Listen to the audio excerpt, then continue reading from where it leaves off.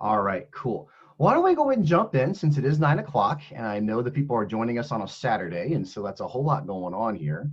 What I'll do, you're welcome to leave your mic on if you would like, because I do kind of want to encourage us to chat a little bit while we're in here. Okay. One of the things I'm going to turn on right now is the chat overlay so that if you don't want to say something verbally, you would at least have the chat window here in our conversation. And then here in a moment, I'll share the screen so that everybody would be able to see kind of what's going on. Okay. So, wow, we definitely have lots of people. I think 16 folks on the call. It's fantastic. Well, welcome to 3100. My name is Nick Bowman. I'm an associate professor here at Tech. And this class came together kind of quickly from some experiences I was having over the spring where I was at the National Chengchi University in Taipei, doing a lot of work on virtual reality and doing some teaching, and then also doing some research to figure out how we go about engaging these experiences. And so while the Fulbright was unfortunately cut short because of COVID, we made a lot of connections with the research team over there. And we're in the process of trying to gather up some more resources, to continue these partnerships. They're doing quite a bit of VR work. We're doing quite a bit of VR work.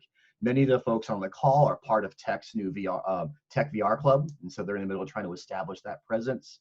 I know that like Lindsay and Rizzonato and Koji Yoshimura and Phil Chavot, they've been working down in the IX lab to try to rebuild our gaming and VR equipment. So over the fall, one of the benefits of not being able to collect research data is that we're in the middle of rebuilding our laboratory. And so we're hoping by the end of the calendar year to have, imagine kind of like a loft style environment where folks would be able to walk in the room and it would be a simulated living room. They would have big screen TV, game systems wired up, and need to be plug and play. So we're taking advantage of some of this downtime to try to rebuild a lot of that stuff. So fun part of this chat, working with our students over there, is that it all feeds into a larger body of research focused on understanding how people use and experience VR and gaming.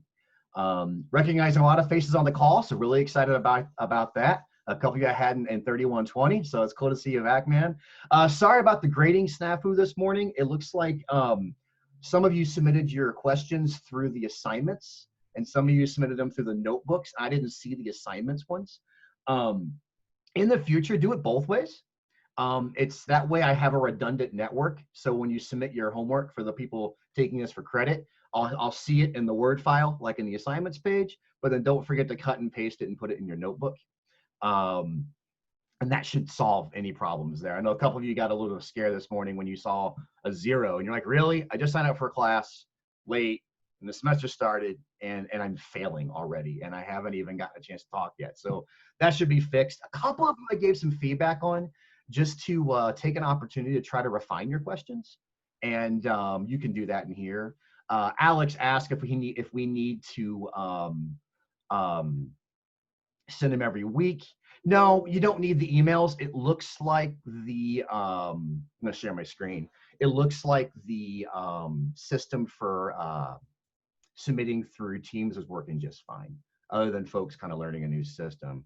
And I definitely apologize for having to learn so many new systems. The reason we're doing it through Teams is that we have guests joining us. So a couple of the folks on the call are university faculty and staff.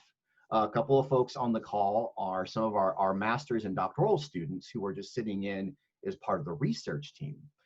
Many of the undergraduates on the call will know that we often will work with undergraduates on research. And so some of the names and faces you'll see in the call are the people you'll be working with. We've got some folks from the library joining us. So I'm overall pretty excited about the opportunity. Because there's so many of us and we don't have that much time, you're thinking 3 hours is a lot of time, but I won't do formal introductions, but I think we'll meet each other as we go through our 6 weeks. What I'll ask you to do is the first time you speak or ask a question, introduce yourself, so kind of we know who you are. And then as we do that a couple of times, we'll eventually get to know everybody, and then we'll just continue on with the conversations, okay? So this is a really weird experiment. We don't normally do classes with international collaborators, and do so in a way that incorporates the students from one university working with students from another university that's 13 hours ahead of us in the future, right?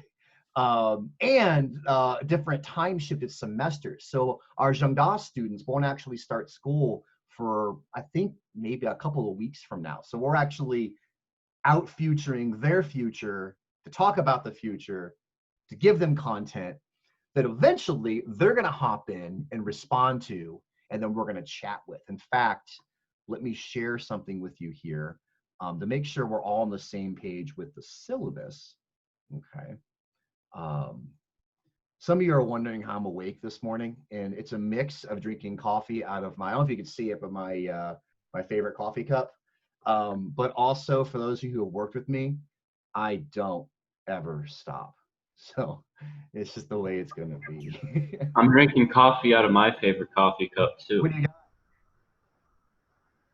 Oh, nice. This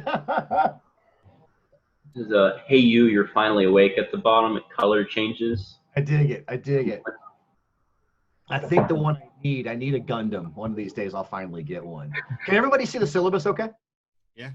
It's really basic, right? We have 6 recording days, and that's today. And if you'll notice, I made sure that we never have back-to-back Saturdays. That just seems kind of cruel for everybody.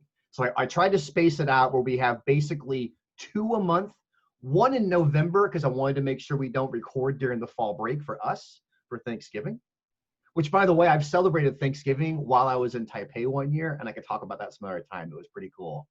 And then we have 1 recording in December. You'll notice our discussion days.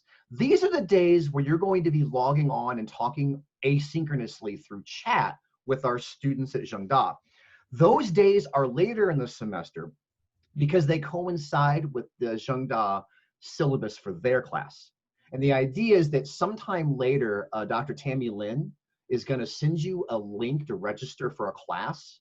No cost involved. It's just to get into their system so that you can chat on like a chat room board with the students over there. And that will be asynchronous, right? So there will be like a discussion board. The students in Taipei will have had class that week, and part of their class is watching this video.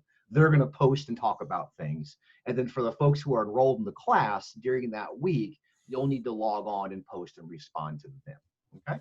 It's all asynchronous. It'll be fun. We'll have more details later. The reason there's only 4 is just, again, because of the way the semesters align. There's not a perfect alignment there, okay?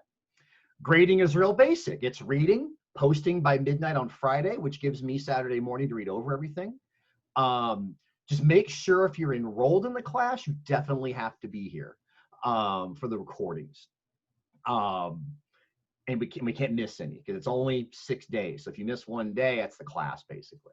And then the content's all going to be on Teams, okay?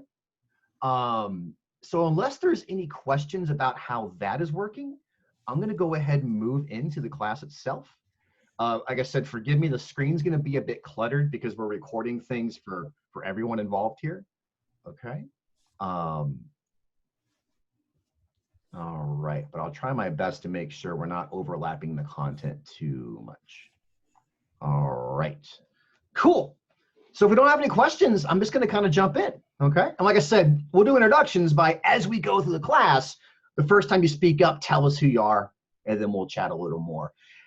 I've got your questions on another screen, okay? Actually, I was a bit overwhelmed in a good way with how much content you generated. I was like, oh, this will be easy. I'll grab a cup of coffee, read a few questions, and like slide them in the lecture.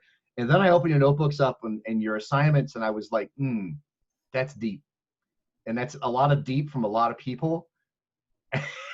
So I'm going to encourage you to shove those questions into the conversation. When we get to a point, if it's tapping your question, hit that, okay? Because I have them in front of me, but between balancing everything out, I don't want to miss you. So feel free to toss that in there and make sure they're on the same page. And throughout the conversation, because of the way we're doing the recording, I might move things around so that so everybody can see the screen, okay? So things get in the way. All right, let's jump in. So The class is on game society. And as I was telling everybody through email, first, by the way, I'm really impressed. I'm impressed that 17 people are joining us. I think that says a lot about tech, frankly. Like, I don't mean like we're taking credit for your work. I'm talking more the students that go here. Like, this is pretty cool. I think Taiwan was expecting us to have 4. So we got a lot of interest here, you know. I'm very geeked about this. The course is on games and society. And as I think everyone saw, even in doing the readings today, I'm not a programmer.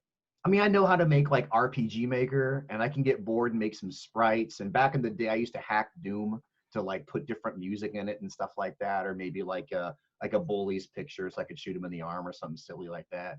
But I'm not a designer. I'm not a programmer. A lot of the work that I do and a lot of the work that we do in the College of Media and Communication is on the human side. You know, the flesh bag, the person touching the system, why we use it, how it affects us, what we do with the information as a result. You know, Christina Nahara's on the call. She's one of our PhD students who studies risk management. And she's been thinking about how can we use video games to mitigate risk, like with risky driving behavior and things like this. You know, Koji Oshimura is a PhD student on the call, and he's been looking at how we use games to understand people's moral decision making and their moral reactions to things. Lizzie Reginato is on the call, and she's been looking at working with me to see how do students, or how do people, when they play a violent game, how do they talk about it? And we're trying to move past just the assumption that the only thing games can do is hurt us. Doesn't mean they can't, but there's a lot more involved in the process of using interactive media. And that's what we're going to talk about throughout the semester. So the point of this class is to give you a scientific, a theoretical base for better understanding what is currently the most profitable and popular and ubiquitous entertainment medium that we currently have on Earth. I think it was about, and Koji, maybe you have this number, I want to say it was like 15 years ago is when gaming started making more money than Hollywood. And the numbers have never returned. And they just keep going up and up and up and up. And in fact, in a time of COVID-19, gaming is not really hurting. If anything, games are hot right now, right? Because people are getting an incredible amount of experience when they can't otherwise, you know, engage their world. And we'll talk about what that means, right? And so I gave you the 6 topics on the syllabus, and each Saturday that we meet is going to talk about a different flavor of gaming and VR experience. My job in the chat is really to facilitate our the theoretical, the concept idea. And then your job on the chat is to help us work through these things and apply them to something beyond just what we're doing in the class today, okay? I'm going to leave my email up just in case anybody's having any technical difficulties, okay? And today is on a topic that is one of my favorites, because mine, it's what I'm working on. It's actually the thing I've been working on the last couple of years. And it's this notion of demands, this idea that, you know, how do we cope and make sense of what's happening on screen? I'm going to dive in. I'm going to lecture for a while. Again, feel free to jump in, and I'm going to find points of departure so folks can get their questions in. I'm going to move our camera down kind of towards the corner here, and I'm going to take our participants and move this window away for now. 17 on the call, that's pretty cool. I'm just going to move this over here. All right. So one of the things about video games is that they're an ongoing dialogue, okay? What I mean by that, well, you see this picture on screen. What's it implying? When I say that gaming is an ongoing dialogue, what am I implying? Who's having the dialogue? Our brain. And I would go even further than that, just say our physiological system, right? But who are we dialoguing with? The program. The program. One of the fundamental arguments that a lot of us in game studies have been trying to make is that absolutely, when we think about video games, it's not something you do, it's an ongoing discussion between you and a system. The system presents you with things, you have to respond to those things, and then what does the system do?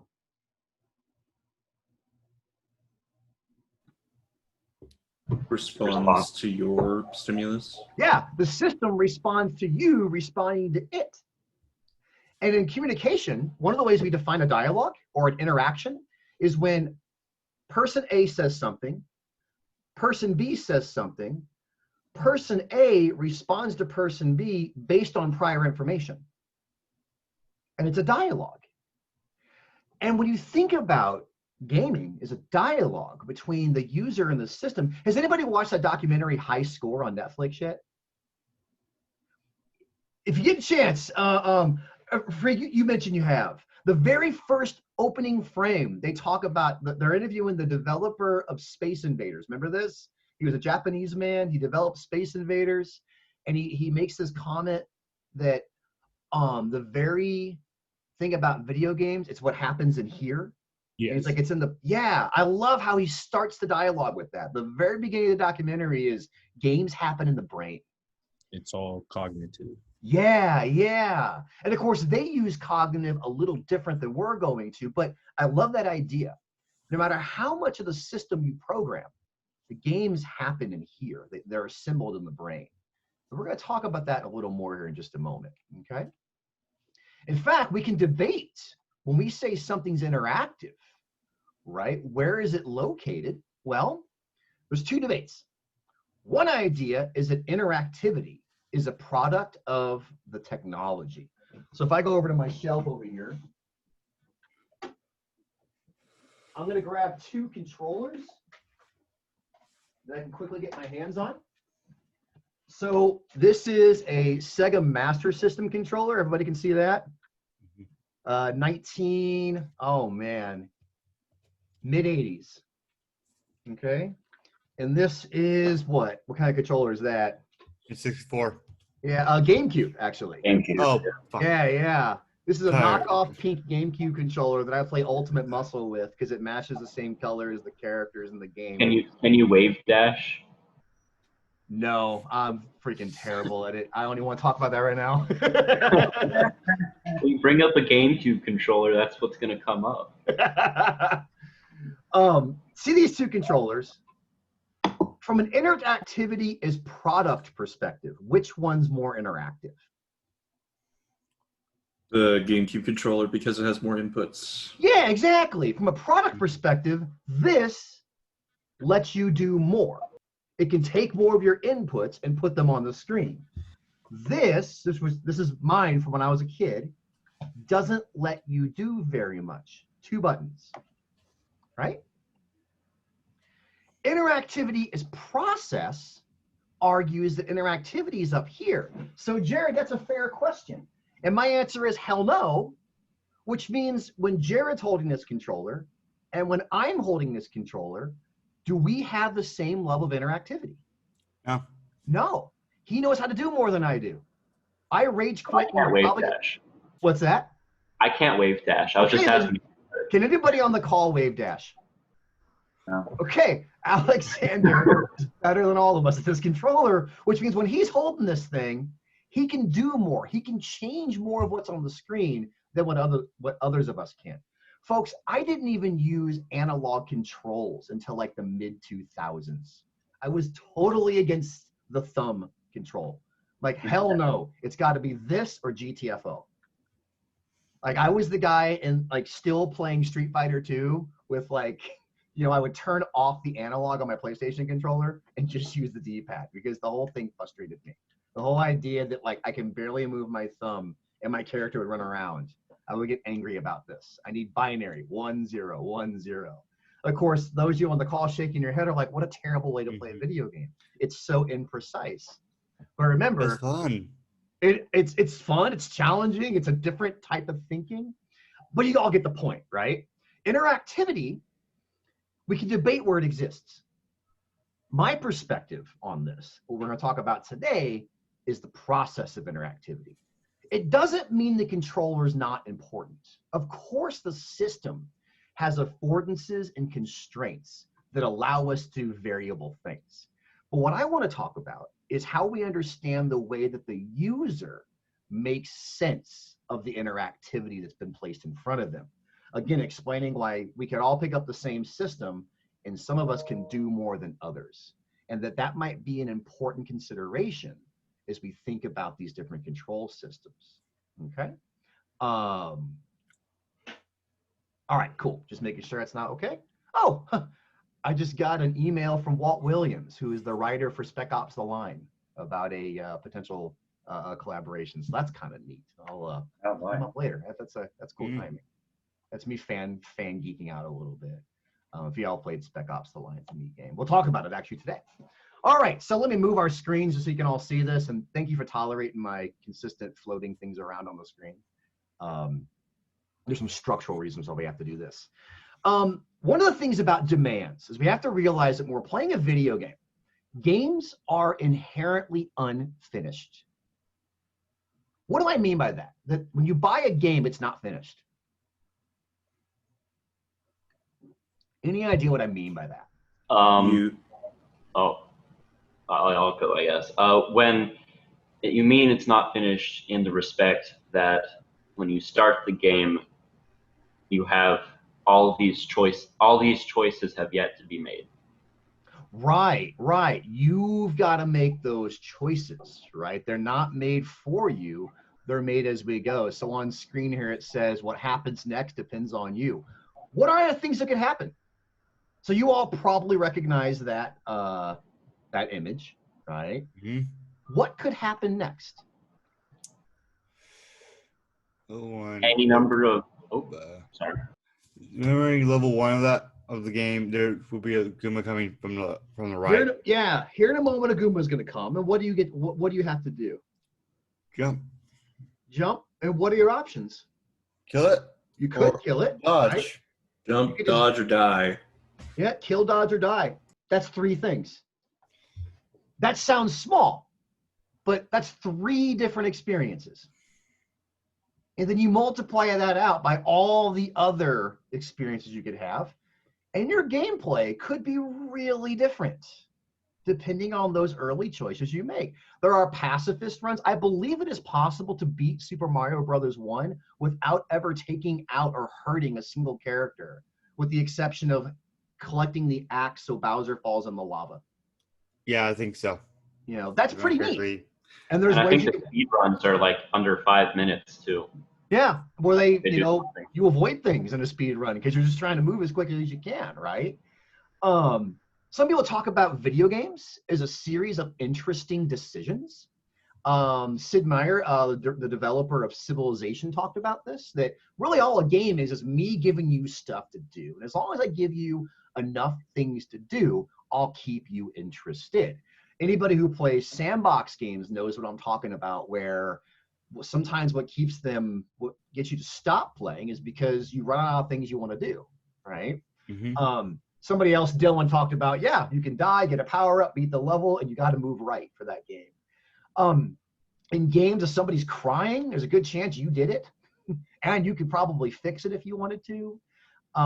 Games are kind of a twilight zone, and where it's weird because you're both a subject in the narrative, but you also play a role outside the narrative to do things, right? How many of you play games where you hop in and you save your game right before something's going to happen, and then you try 3 or 4 different decisions? You put your thumb in the chapter, so to speak. Yeah. Of course. Yeah. In fact, the most frustrating thing about games like Heavy Rain is they don't let you do that. You only get 1 save file because they want you to make a consequential decisions, and we'll talk about that a little later, right? So, what happens next? Go ahead. I think this is actually an excellent time for one of my questions. I don't know if you're going to touch on it later, but with like the people crying and emotional responses. Oh, by the way, I'm Jared. You said you said to introduce. Yeah, please. I'm Jared. I'm the president of the VR club here at Tech. Yeah, I like VR, so that's where a lot of my questions are for the reference frame of reference.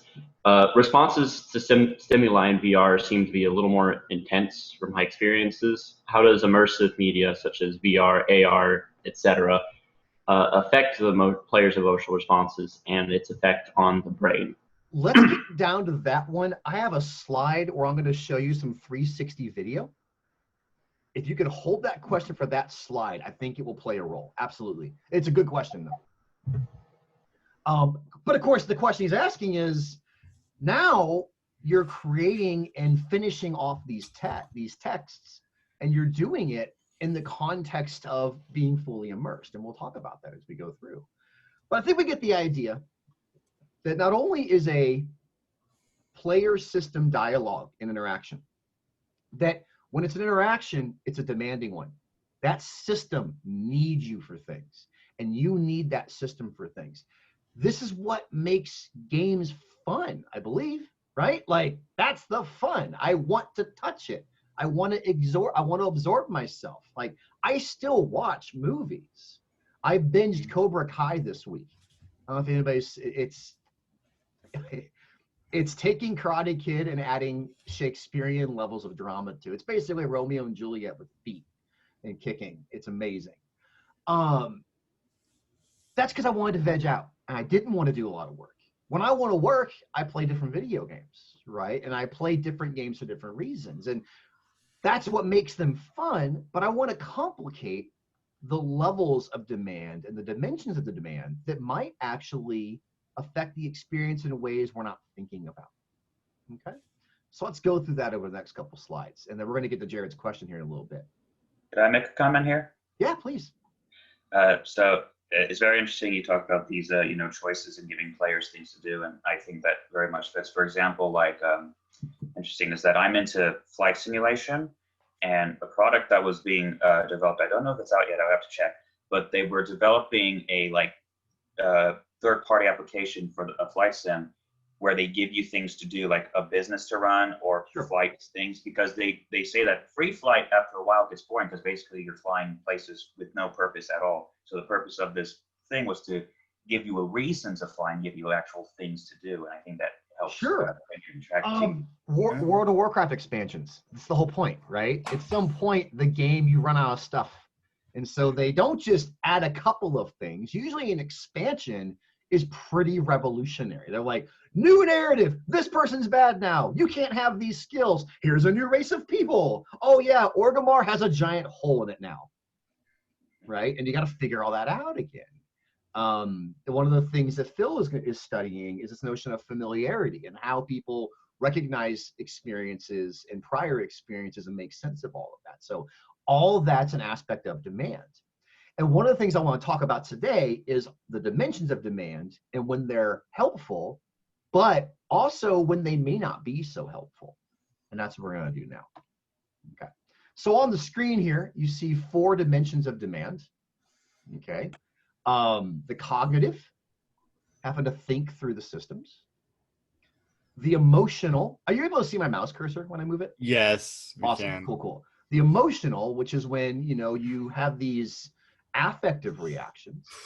The physical, which we're going to break down in terms of physical exertion, like actually having to move yourself, even if that just means buttons, and the controllers themselves. And then the social. Okay, we'll talk about all 4 of these, and that's going to be, and we'll spend a lot of time on emotion in particular, given some of the subject matter they were hoping to have from Jean-Claude. Okay, cool. So this was supposed to animate again. It's a little bit of a glitch with our system. I'll move the video. What am I showing on screen right now? First time I recognize the game. Looks like Contra. It is Contra. Contra for the NES. Yeah, this is where I start to age myself. You have to forgive. Like, I'm not even trying to be retro cool. This is just my experience. Like, is this game. Well, Summoning Salt recently released a video on the speedrun history of this. I saw game. that one actually. And Yeah, that's 4-2 as well. So Contra. Now, what am I overlaying on? And anybody recognize what level? I'm just curious, like what level this is. This is the very first level. It's the very first boss you fight.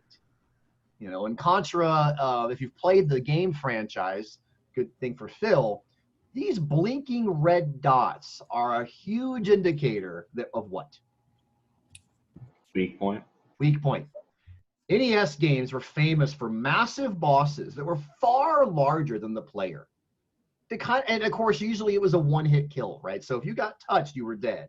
And it was meant to scare you a little bit and to make you feel a bit anxious. And a lot of these earlier games had very, set patterns. And really the goal was to figure out the pattern, to avoid things in the pattern system, and then finally to win. And part of winning was finding a weak spot, right? So what am I showing on screen here? Well, there's a shiny. And whenever I see a shiny, well, that contrasts with the rest of the background. And that contrast has a certain color, and it's usually red. Red means weak. When I hit the weak spot, what happens? Massive damage. Well, before that, because in a lot of these, you're right, Sam, but in these games, you didn't see a damage bar, Yeah. but you heard the beep. Mm-hmm. And the beep or the glip or the noise was like, oh, snap, I hit him. He's hurting. That meant it was a shield was going down. Then you saw the damage. Then it exploded. Then I won. Mm-hmm. This is a good example of a mental model where I'm connecting different things in an environment. Like, it's not like if I walk outside and there's like a red blinky light on the side of a building at Tech, if I start punching it hard enough, the building's going to fall over. It doesn't work that way. But we did learn in Contra, for example, this was the mental model that connected this one stimulus to this one action win state. In fact, the Contra series was quite famous for this. The one that came out later on, they've remade it several times. And one of the things they did in the remake is there's a level where you encounter a wall, and when you shoot that red dot, it shoots back at you with a laser. And Contra players were totally flummoxed because we're like, well, what do we do?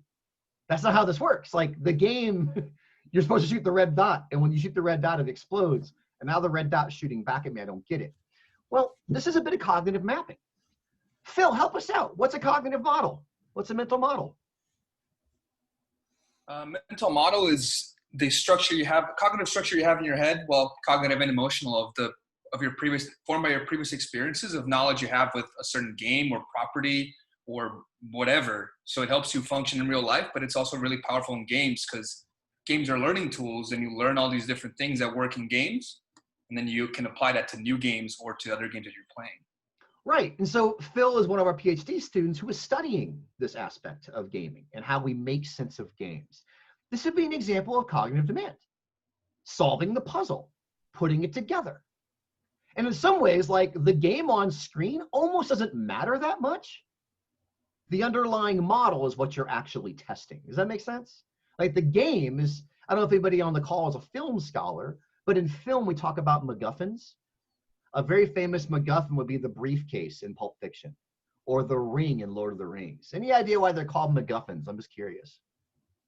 They're basically an object in the film that propels the plot forward. Right. And on the one hand, you have to have it. Lord of the Rings doesn't work if you don't have a ring to throw in a volcano. But the fact that it's a ring means nothing. Mm-hmm. It could have been a Volkswagen. And besides just not making sense and being hard to carry around, it'd be the same movie. In fact, I want to challenge somebody on the call to remix Lord of the Rings, but it's like Herbie the Love Bug. And we got to destroy the love bug to restore whatever, I forget the story, peace, something's wrong. Look, it was too long for me. It was very long movies. The book's even longer. I got lost. Wait, have you not watched all of them? Oh, I've watched them all. I just I dozed off. I'm like, oh, I get it. The ring's in the volcano, 4 hours of hugging, and then we're done. But that's a personal critique. That's not a Texas Tech official position on Lord of the Rings. That's me being crabby. This is recorded, though, and you're an official Texas Tech personnel or faculty, so. Yeah, in my attic. So cognitive demand could be about forming that model, putting it together, and getting us all on the same page, right? Now, what's on screen here, I'm going to move that GIF for a minute. Sorry. What's that? Portal. Portal. How does Portal work? You shoot portals, and then you go through portals. To what end? And you solve rooms by using the portals. Right. You got to get out of the room. And the room puzzles. is not easy to get out of, right? And they make really complicated rooms that don't just work like normal rooms. And in order to navigate these rooms, you've got to teleport yourself or portal yourself from one room to the next. If you've played Portal before, how would you get out of this room? Via physics. Yeah, you fall down into like a hole to, momentum, so that you fall through the blue portal so that you can land. So what's step one? Shoot a portal at your feet, and then shoot a portal above the platform that you need to land on over there, and then you just fall through the portal and land, and then you go through the door. The fact that we can answer that without even actually having a controller in our hand is what I'm talking about, right? These mental models are so strong that you only need a couple of cues, like bam, there it is, right? You don't even actually need to be playing the game to solve it. And in fact, here's a solution, right? And of course, this person did it a different way. Theirs is even simpler. Just boop. I just walked in a portal, assuming that I would come out on this side and I would fall. But like somebody else said, you can put it on the floor, right? So not only can we solve these puzzles without even actually playing the game, we can solve them in different ways. Because if you know the mental model, the rest of it comes easy. If I were to go up a slide, I don't stand there when I play this level. I stand here. Usually because I have a spread gun. And if I sit here, the spread gun will hit the jerks up here, the jerks right here, and the jerks right here. But I mean, like, this person will win too. I'll make fun of them, but they're still going to win, right? There's different ways to engage these things. So these mental models, and as Phil mentioned, they can be pliable, but they help you make sense of the future, right? They help you make sense of the relationships. All right, cool. In video games, performance is largely based on our ability to control the interactivity. And one of the ways we control interactivity, besides learning all of those puzzles, is also learning how to literally engage the content to control the puzzles. In fact, some people would argue that there's really no such thing as game skill. It's just cognitive skill applied to a game. And it's an interesting concept. And we've got some data to support this. If I show you behind the screen here, these skills on screen, 2D mental rotation, 3D mental rotation, your ability to track objects and target them, eye-hand coordination, fine motor skill, your ability to complete words. These are all skills that can be measured outside of a video game. Like I can give you a paper and pencil test. And then when you perform well at these skills, we can predict how well you'll play a video game. I'll give you an example here on the next screen. Okay. So what kind of game are we playing here? First person shooter type, right? And if you look at what's inside this person's head, what are you seeing? They're viewing obstacles. And they're viewing it in 3D, right? And they're making sense. Technically, there are no 3D games, unless you're talking about immersive VR, right? It's a flat screen that the player has to make sense of. What's below their head is a paper and pencil test called the Vandenberg-Kruse 3D Mental Rotations Test, the 3D MRT. And in this test, you show somebody an image, and then you show them 4 other images. And the idea is that some of these images are rotations of this one. And some of them are totally different images. Well, the only way you can take this test is by seeing something on a screen, making sense of it in your mind, by rotating it conceptually, and then matching them up. Incidentally, anybody know what the answer is? So 2 of them are rotations, and 2 of them are wrong. 1 and 3, it looks like. And how are you determining that?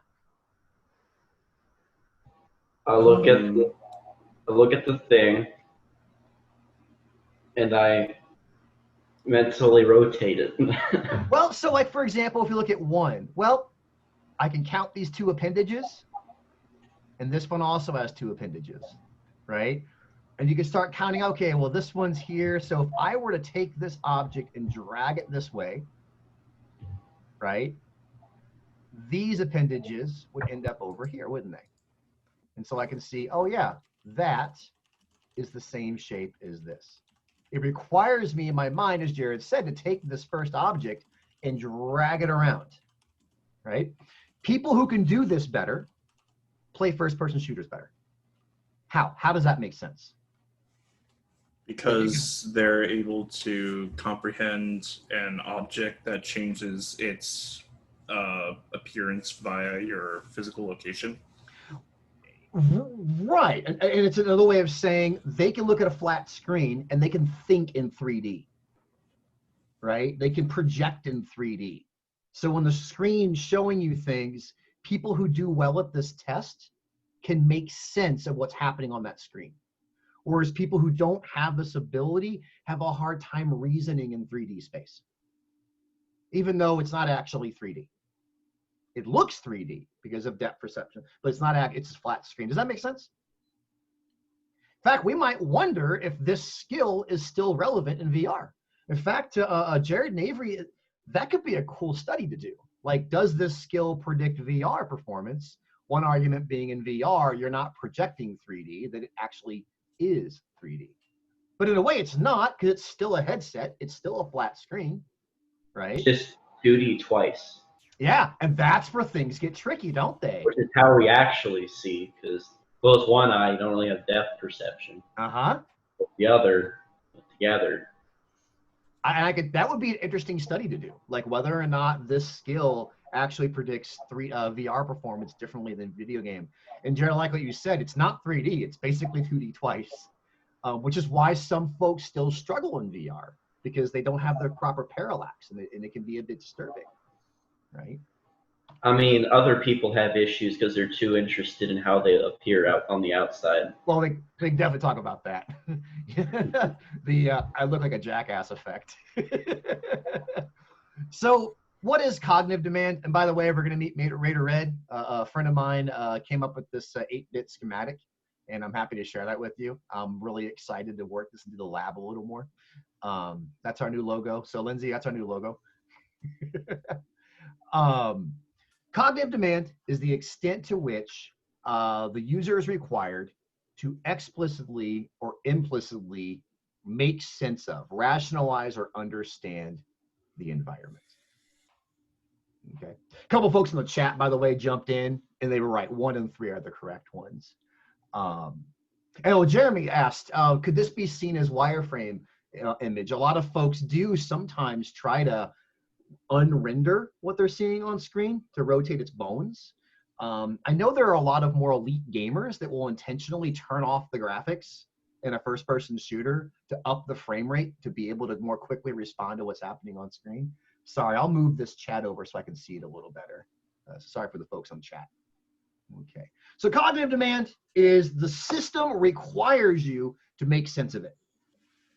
And of course, that one is probably the easy one. Right? That's the one that we expect. And the point is and that's when I did my research, when I first started studying video games, that's where I started. It's cognitive demand. But there's more. And now those are the ones I want to talk about now. So what is going on here? Cuphead. It's Cuphead. Why would I show Cuphead? Because Cuphead is really hard. It is very hard. But we're past cognitive demand now. But you're right. This game is very hard. Understanding and reacting accordingly to what's going on. So this one, that's not wrong. It's just silly. Why did they choose this aesthetic? Of all the choices they could have made, why this one? Because cartoon aesthetics. Cartoons are fun. Avery, what'd you say? I said because when you die to like a flower, it makes you more frustrated with the game. Possibly. I'm going to argue they were going for something very different. It's just whimsy, nostalgia, fun. It's a silly game. This animation style is from the 1920s. And if I'm not mistaken, in this game, they hand animated the game. Mm-hmm. The developers drew all of this by hand. And it was a shout out to sort of a bygone era of entertainment. So one argument about games is they are spaces that allow, and somebody did mention, like, you're getting attacked by a giant flower. Games are spaces that inspire us to play, period. I don't know if like if you were walking to campus and like somebody wore a flower costume and started doing this, that you would really engage it in the same way you would, you know, in a game, right? The movie wouldn't quite make sense, but maybe in a game environment you can play and have fun with it. So we can start with the notion from an emotional perspective that just the aesthetics and the images here engage us in a bit more playful of a manner. That doesn't invalidate the idea that this game was super hard and had some cognitive demands associated with it. Funny enough, though, and Phil, thinking back to familiarity, every time you shoot that flower, what's it do? Flashes. It flashes. Sounds like they're engaging a mental model of platformers. They were faster than me at responding. What's that? They're quick on the trigger over there on the mute button. I'm not saying, actually, I don't have it turned on or off. I think he's talking to me. Oh, gotcha. Okay, Yeah. gotcha. What about what's happening here? A quick time event. Quick time event. How's it supposed to make you feel? If you do it well, nothing. If you do it poorly, frustrated. Okay, put it in the context of what's actually happening on screen. Fear, anxiety. I'm getting chased by a dinosaur. Like, that's intense. This may seem tame today, but I remember in the mid 2000s, oh, actually, gosh, maybe it was 90s, when Tomb Raider first came out. And you were this Tomb Raider armed with, and what are your weapons in Tomb Raider? Pistols. Pistols, really- and like you found the shotgun. Yeah, until you find that shotgun, 2 really weak pistols. And you're out in the jungle, in the very first level of Tomb Raider. You're just like shooting dinosaurs here and there. It's not that big of a deal. And you shoot them once or twice and they fall over. And then you turn the corner and this massive T-Rex starts chasing you. And you've got like a single shot gun. And you don't have many options. You could, you know, what do you do first? You try to shoot it and you can't do much with it. This is the quick time version of that event. But in the original game, you basically had to either learn how to backflip and shoot at the same time and do that for like 45 minutes until you finally put enough bullets in this thing that it fell down.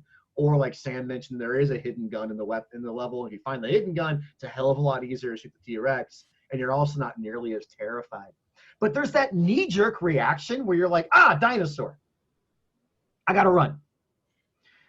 That's a fight or flight reaction, which is not too dissimilar from reality. There's a fear reaction. And I don't mean fear as in like you were scared for days. You eventually figured it out and fought back. But games have a really strong ability to instill fear. I'm going to die. I'm going to lose. I don't want this. It can eventually turn into frustration for other reasons, of course. But that's another thing that can happen. There's a lot of research. And of course, there are games that are designed to instill fear, like horror games, but even just in regular action games. So Torben Grodal writes about, you know, when you're playing a video game, your brain doesn't distinguish between digital fears and physical fears. We don't have like a virtual section of our minds that go, oh, that's not real. Never mind. Don't worry about it. Now, we can eventually rationalize and realize, no, I'm not going to die in the same way I would die in real life if this thing ate me. But our initial reaction is a startle. It's a fear. It's a deep emotion. And we react to that emotion. It's why media work. If media didn't have emotional reactions, they wouldn't work very well, right? If you went and saw a movie and you didn't actually care what was going on screen because it's all fake anyways. I mean, how many of you have that friend you won't take to the haunted house because they ruin it? And they're like, oh, this is all fake. Like, we know. We know. We freaking know. Shut up. You know, we'll get there. But I'm going to the haunted house. What's that? That sort of thing. I actually have no problem with like horror games normally, but with VR, like, and being surrounded, you can't look away. You close your eyes and the audio to the 3D audio, there. and it's like that gives me more anxiety than Sure. literally any. Because your body is going to have an even harder time separating out this distal on screen versus it's happening to me. And that's a hardwired program. It's healthy for us to be afraid of threats, because the other side of it is you aren't afraid of the threat, and then you actually die when it's a real threat. Again, that sounds dramatic, but that's why these things work, right? There's a lot of research on the media equation that talks about how we tend to react to stimulus in media as if they were real until they give us a reason not to, right? Another one here is something like this. You know, what kind of emotions could be stirred up doing this? Joy. There's almost or side drawn. frustration. So some folks talk about it being fun, right? What do you have to know to pull off a fatality? Specific button inputs Right. along the lines of like Very very specific quick skill succession. sets. In fact, these early fatalities were kind of like Easter eggs, right? They were hidden within the game to where like only really good players could do them. But of course, what's another emotion that could happen from this? Disgust. Disgust. You can just be like, this is horrible, right? Or aggression, right? Yeah, I'm super pumped now. I'm going to go punch something, right? These are all things that could happen. And of course, different people will process this differently, right? So some folks might get really aggressive. Some folks might get disgusted because they don't like this kind of stuff. Some folks might, it's a sign of joy and pride because you won. And this is like your reward for winning is I'm also going to tear your head off of your body. And of course, the spine's going to dangle and drip some blood here and there because why not? You know, we need all of that in the experience, right? These are all different types of emotions. Some of them can be high arousal, some can be low arousal, some can be positively valenced, some can be negatively valenced, right? If we go a little further, we got this famous one, right? What were they trying to go for emotionally? Sad. Sad. And of course, why do we kind of mock it a little bit? Because it is a moment that's supposed to be really serious and sad, and you're supposed to connect to the character, but instead it's just press F to do this Right, very like, important thing. we know narratively what they were going for. A very poignant scene to reflect on this character's passing. But the way you do that is go, boop. It's so ridiculous. And you it's know even all- like, what's that? sorry, it's even still gotten through. It's still in modern gaming Oh, culture. yeah. This won't go away. This will not go away. I am waiting for the person to do this at an actual funeral and think it's funny, and people go, please don't push F. Please don't push F. But it's an evolution towards, in the past, our emotions from games came from the play.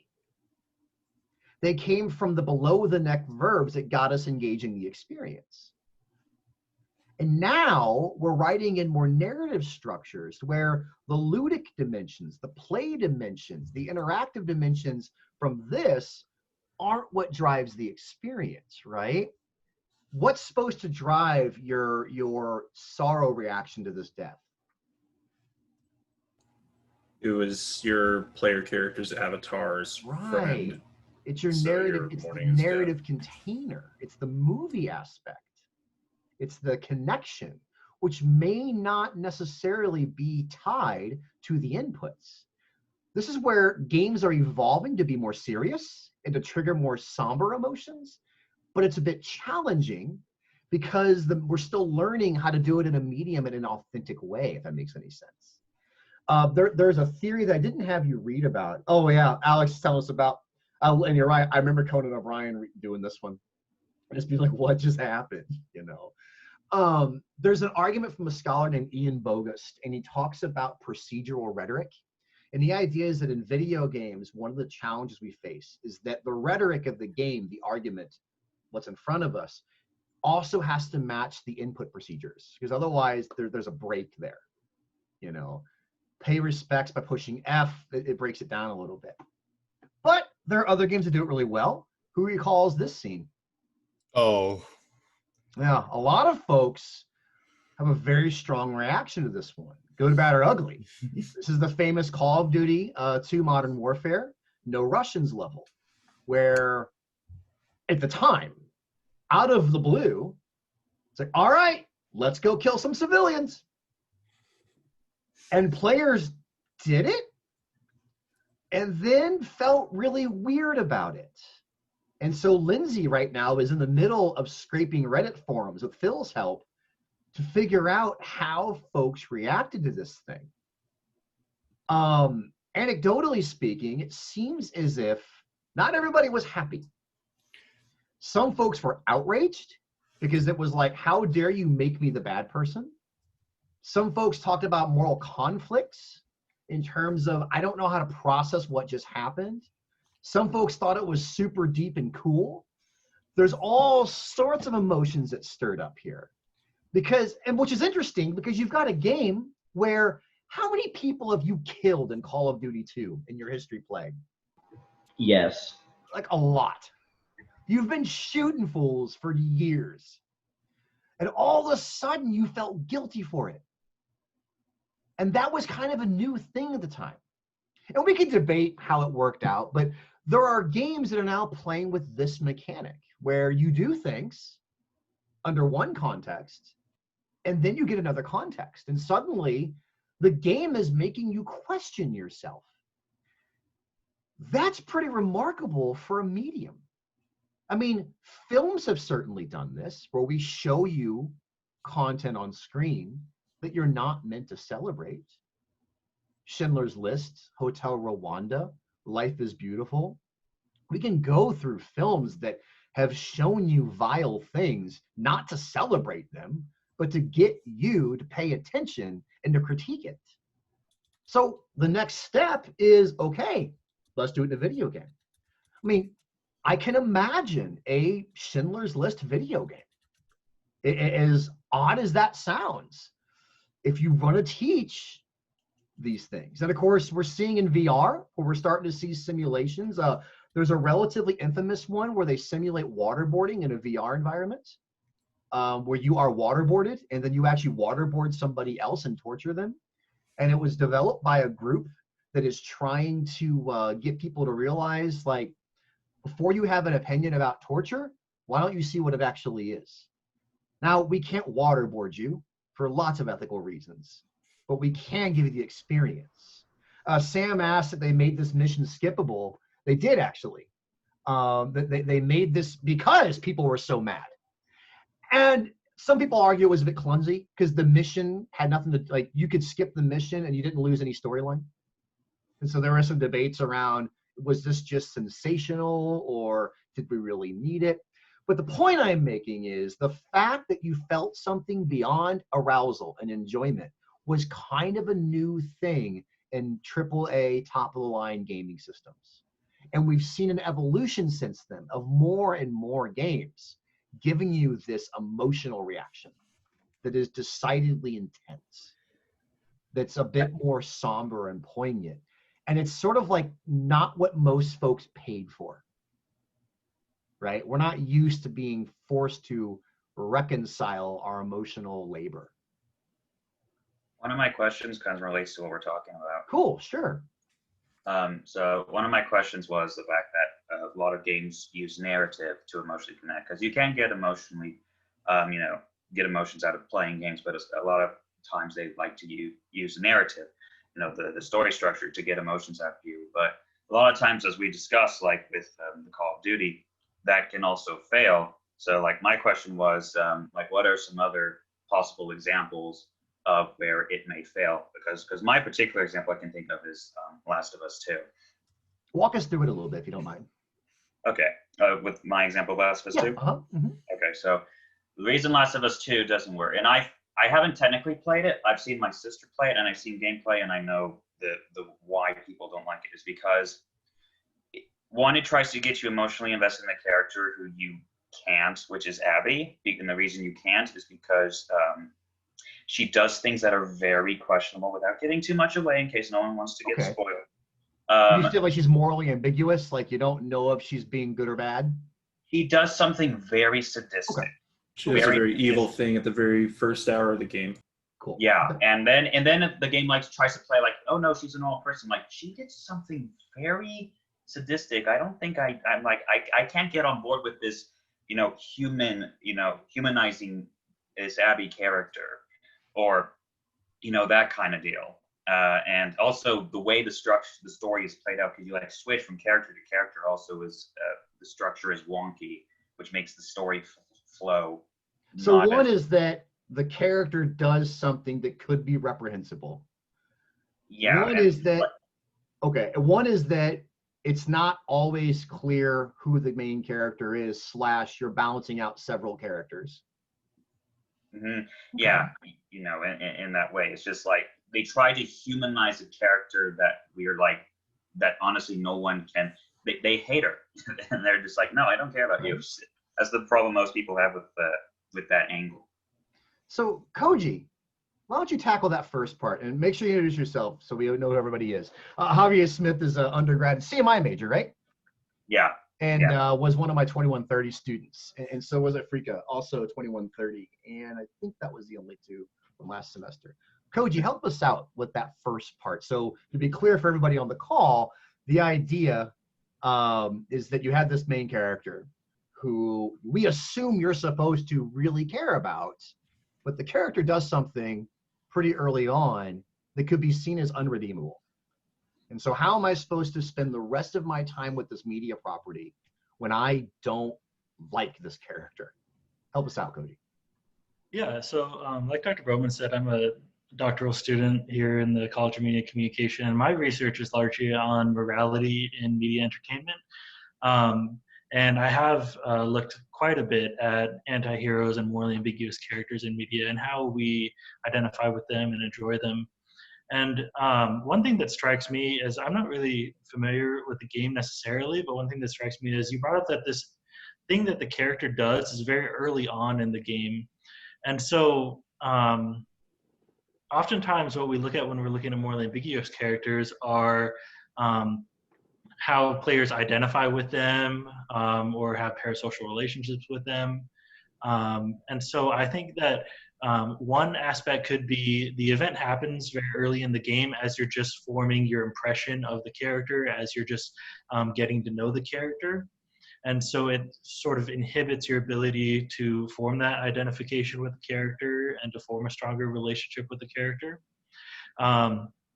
And then also, it could just be such a strong moral violation that it results in, Dr. Bowman might have to help me with this, but what Ron Tamburini refers to in his model of intuitive morality as it's like an overriding of the other moral foundations. And so what happens is it's such a strong moral violation that it sort of sets the stage for every other thing that the character does is sort of seen through that lens. Based on it's such a strong violation that you're focused solely on that dimension of morality. Do we think that was intentional, that that's what the developers were trying to do? Yes. Maybe. Well, the part about making her too bad. Yes, the director has exactly said that they tried to make her dislikable. Interesting. So this is a debate. So what Koji was talking about is that we know that morally complex characters can potentially be very emotionally engaging. And Koji, forgive me if I double step on you here. I lost audio for a split second. Is that they do make us think a lot more, right? When you have somebody who is questionable, it engages us in a much more morally complex way, an emotionally complex way.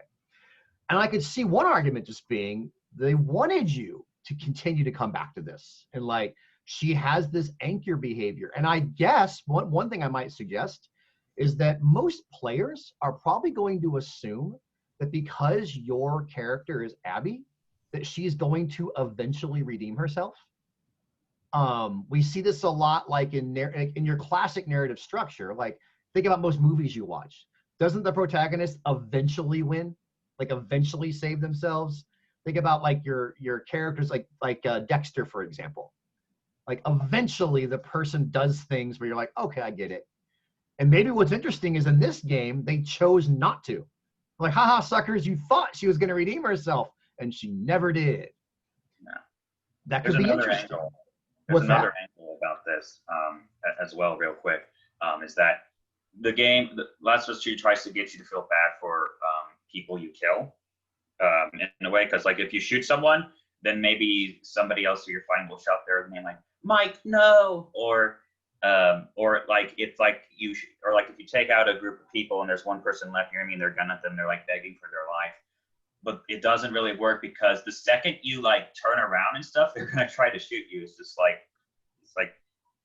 it kind of takes you out of it because that happens like almost every single time. Like So another question is, are her behaviors worse than other people's behaviors in the game? Because one thing often comes up is that's something that can trigger emotions. Because if they're not, she's a hero. If they are, you have to grapple with this. I would suggest that this is an example of a game where they were shooting for very strong emotional demands. Like, we want you to play this, as Alex mentioned, we want you to question yourself and who you really are. We want you to do this while you're supposed to be helping others or doing these other things and carrying this weight around. That's a very, now, is this new in films? Not really. Like, there are films where the main character carries around like deep, dark skeletons. We just never had to like play as the main character for 10, 20. How many hours did you play through Last of Us 2, if you had to guess? The game is 25 hours long. 25 hours of being this person that on the surface is doing one thing and below the surface has the capacity for evil. I think it's too. Because Abby is in Last of Us 1, so maybe in the beginning of this game they're trying to be like, this isn't the same Abby you remember. Abby's not in Last of Us 1. Huh? She's not in Last of Us 1. Oh, never mind then. So these parts are intriguing. Go ahead, Jared. And also you play as her, I think, in the last 10 or so hours of the game, not the first half. It interchanges the protagonist. You play as this one character, and then you play as Abby. And there's this one section where you play as Abby for 10 hours straight. Well, so there's another layer. We're not used to being the bad person, period. Like, most games don't cast you as the bad person, and when they do, it's because other people are worse. Think of Grand Theft Auto. Like, you're not a good dude, but everybody else is worse.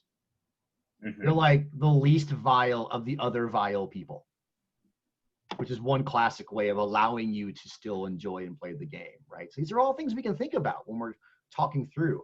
A lot of chat on Zoom about animals in games, providing different sources of emotions, whether it's just levity or connection with them.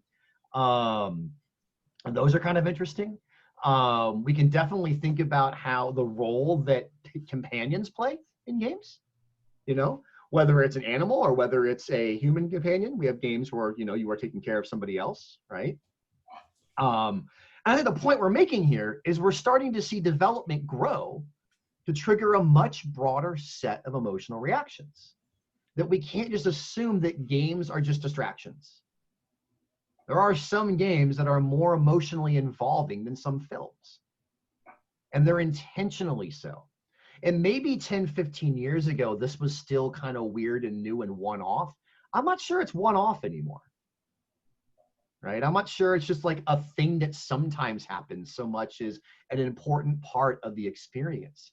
This is a big issue in VR, where we want to have, this is the question that Jared asked that we're going to come to here in a little bit. We want to have these deep emotional, you know, the assumption is if I'm wearing the helmet and I'm in the system, it should be even more emotionally connecting. But we're actually finding there are some barriers that can reduce it. Now, something you talked about right now is the barrier being narratively. I just can't reconcile liking the bad person. But I guess one of my answers for Javi and Alex is that's okay. Like, in fact, that's what they're going for, as Alex pointed out. Like, yeah, we want you to feel something different. Just like that guy in Call of Duty 2 Modern Warfare, I think the famous quote from the No Russians level was, I just wanted the player to feel something. You know, like, players don't usually have these reactions. I thought it'd be neat to give them a reaction that they definitely weren't expecting to have, right? One complaint I often see is that the choices for morality in particular are just so blunt. where it's just like you can pet this puppy or disembowel it, right? And you see these choices that are so over the top. Fable gets critiqued for this. Do you want to like steal all the old lady's money or bake her a cake? You're like, well, and there's even research suggesting that players are so used to being penalized that a lot of players will always make the good decision first out of fear that if they make the bad decision, the game will penalize them. Like that you won't get the full experience if you only make if you make bad choices. That's starting to go away. We're starting to see more experiences where games have forking paths and they're narratively rich. Alex posted a little later about, but you're supposed to like Abby. Part of this, I think what I'm arguing is it doesn't matter that much. So there's a famous literary theory from Roland Barthes called The Death of the Author. Alex Sakis heard me talk about this in class earlier this week, where in some ways the author's intent isn't that important. What's important is that the author hands it over to you, and then you make your own decision. Going back to that idea with games are co-constructions, they're unfinished texts. We adopt this readily in literary theory. We adopt this in film theory.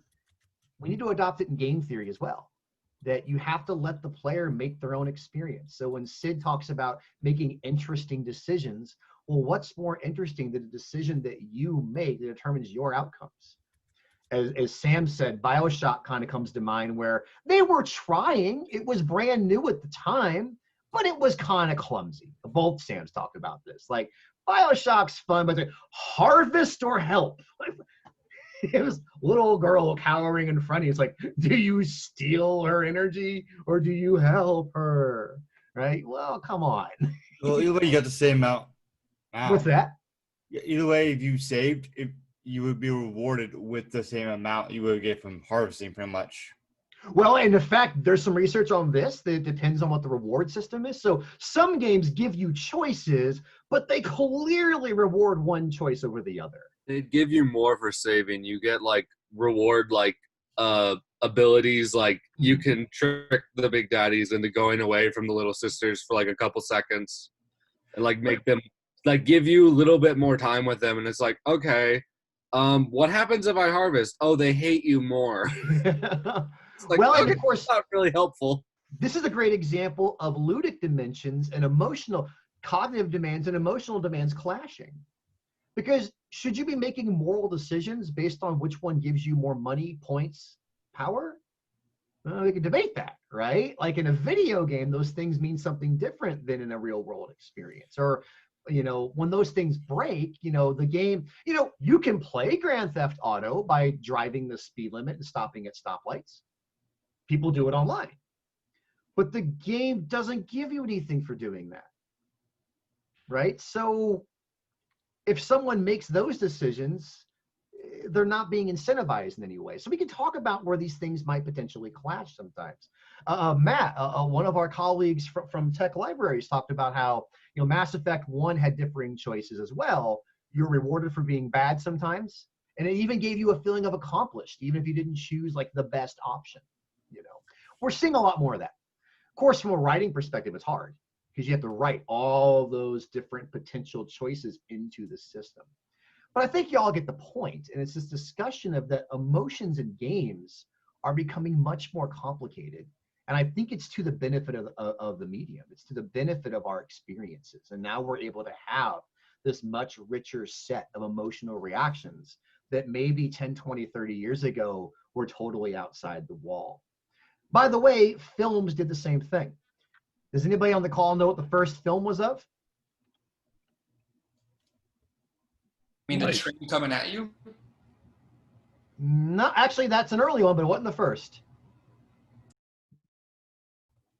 First film was a horse running. Oh, yeah, that. That's it. The Muybridge film. It was just to prove a point. To prove a point. He just wanted to prove to people that when horses run, Hugo lied to me. Well, I guess film could be defined lots of different ways, right? But one of the very first films was this notion of, it was just a horse running on screen to see whether or not when it runs, if its feet leave the ground, right? And I think we'll talk about it a little later, but the point is just this idea that media evolve. And as they evolve over time, the things we can do with them also evolves over time. Games have been evolving for a long time. And we've gotten to the stage now where it's not ludicrous to think about having the Shakespeare of video games.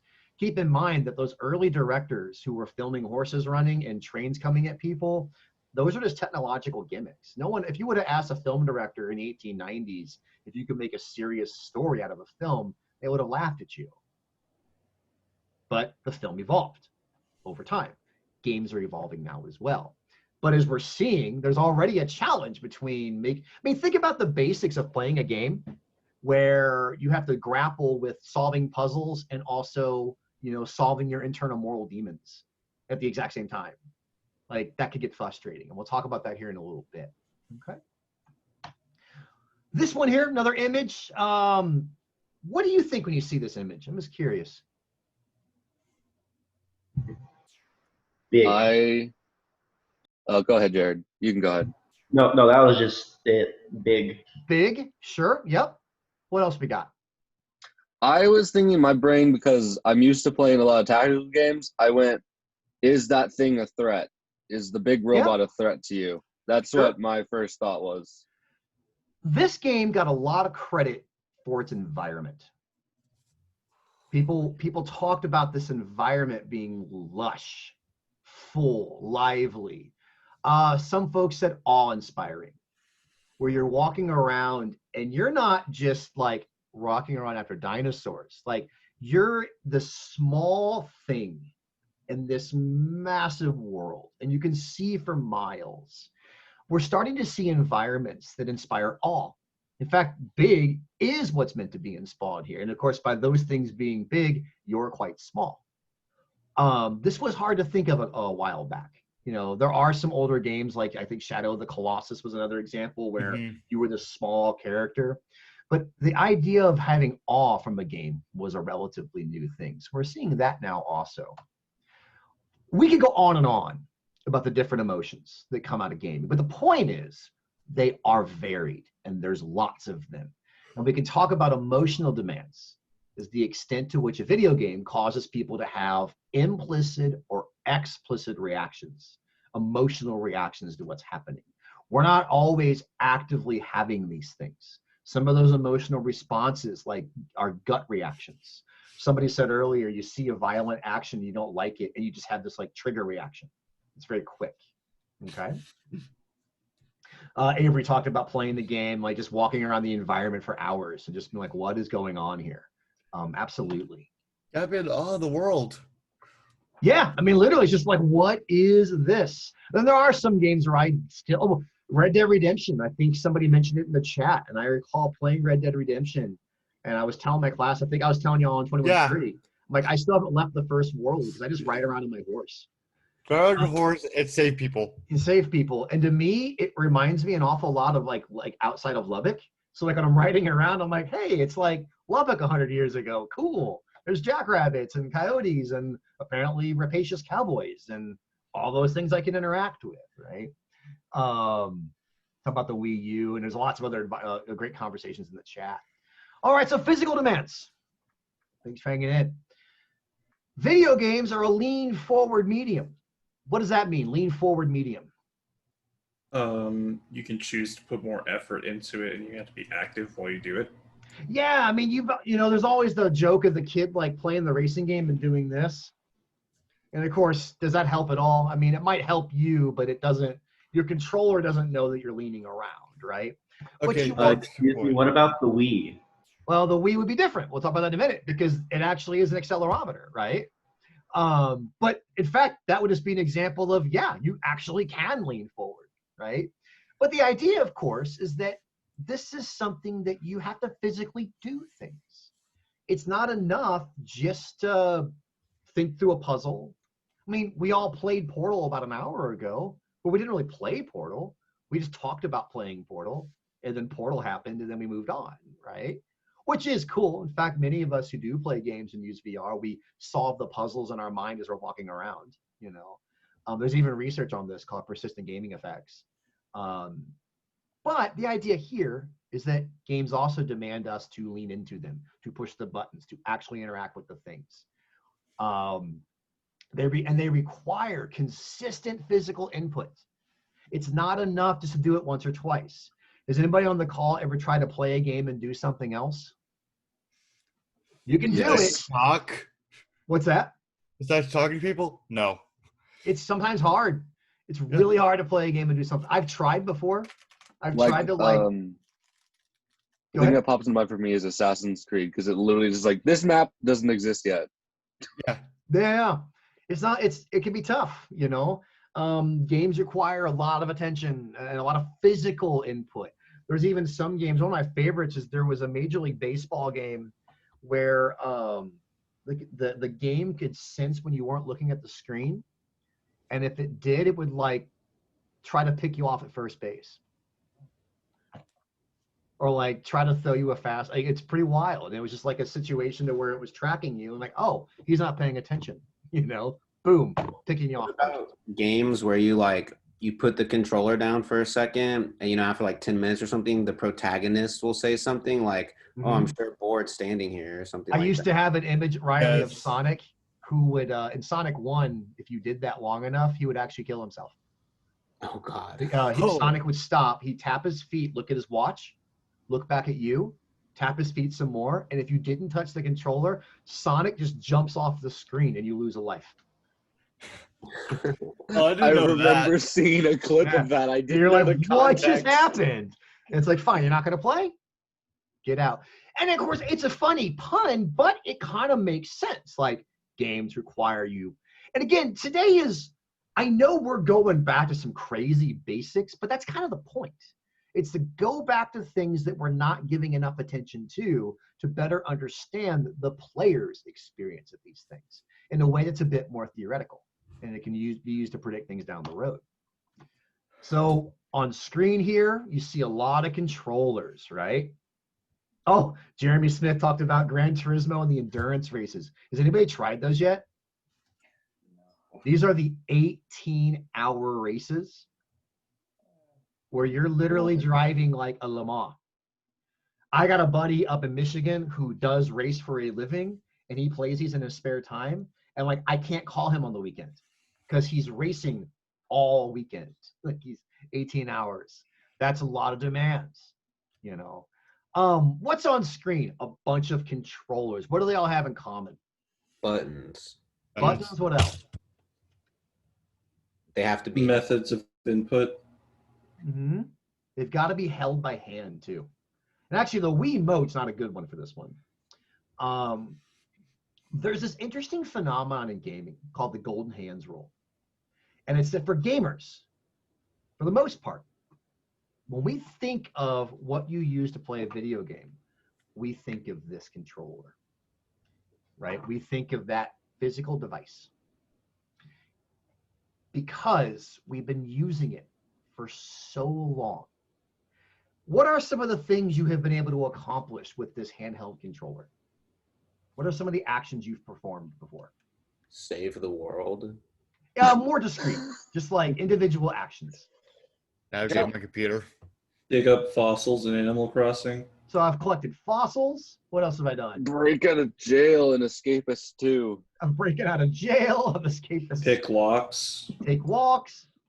Just like the simple things like being able to move while also looking at changing the camera direction. Move and looking. I mean, shoot for me, guns. I've won the World Series. I've pulled off a skateboard mall grind that went on for 3 minutes and netted me a couple million points. I've flown aircraft. I've driven submarines.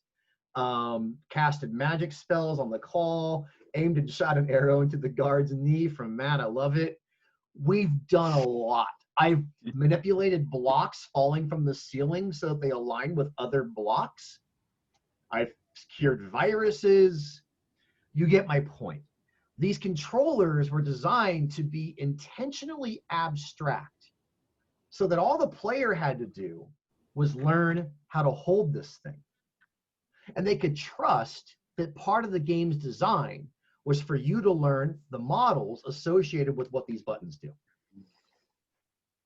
I mean, these two buttons did a lot for me as a kid. Right over there, I've got Michael Jackson's Moonwalker, where I can toss a coin into a jukebox, moonwalk into a gangster riddled bar, and save kids from whoever the hell. I think his name is Mr. Big.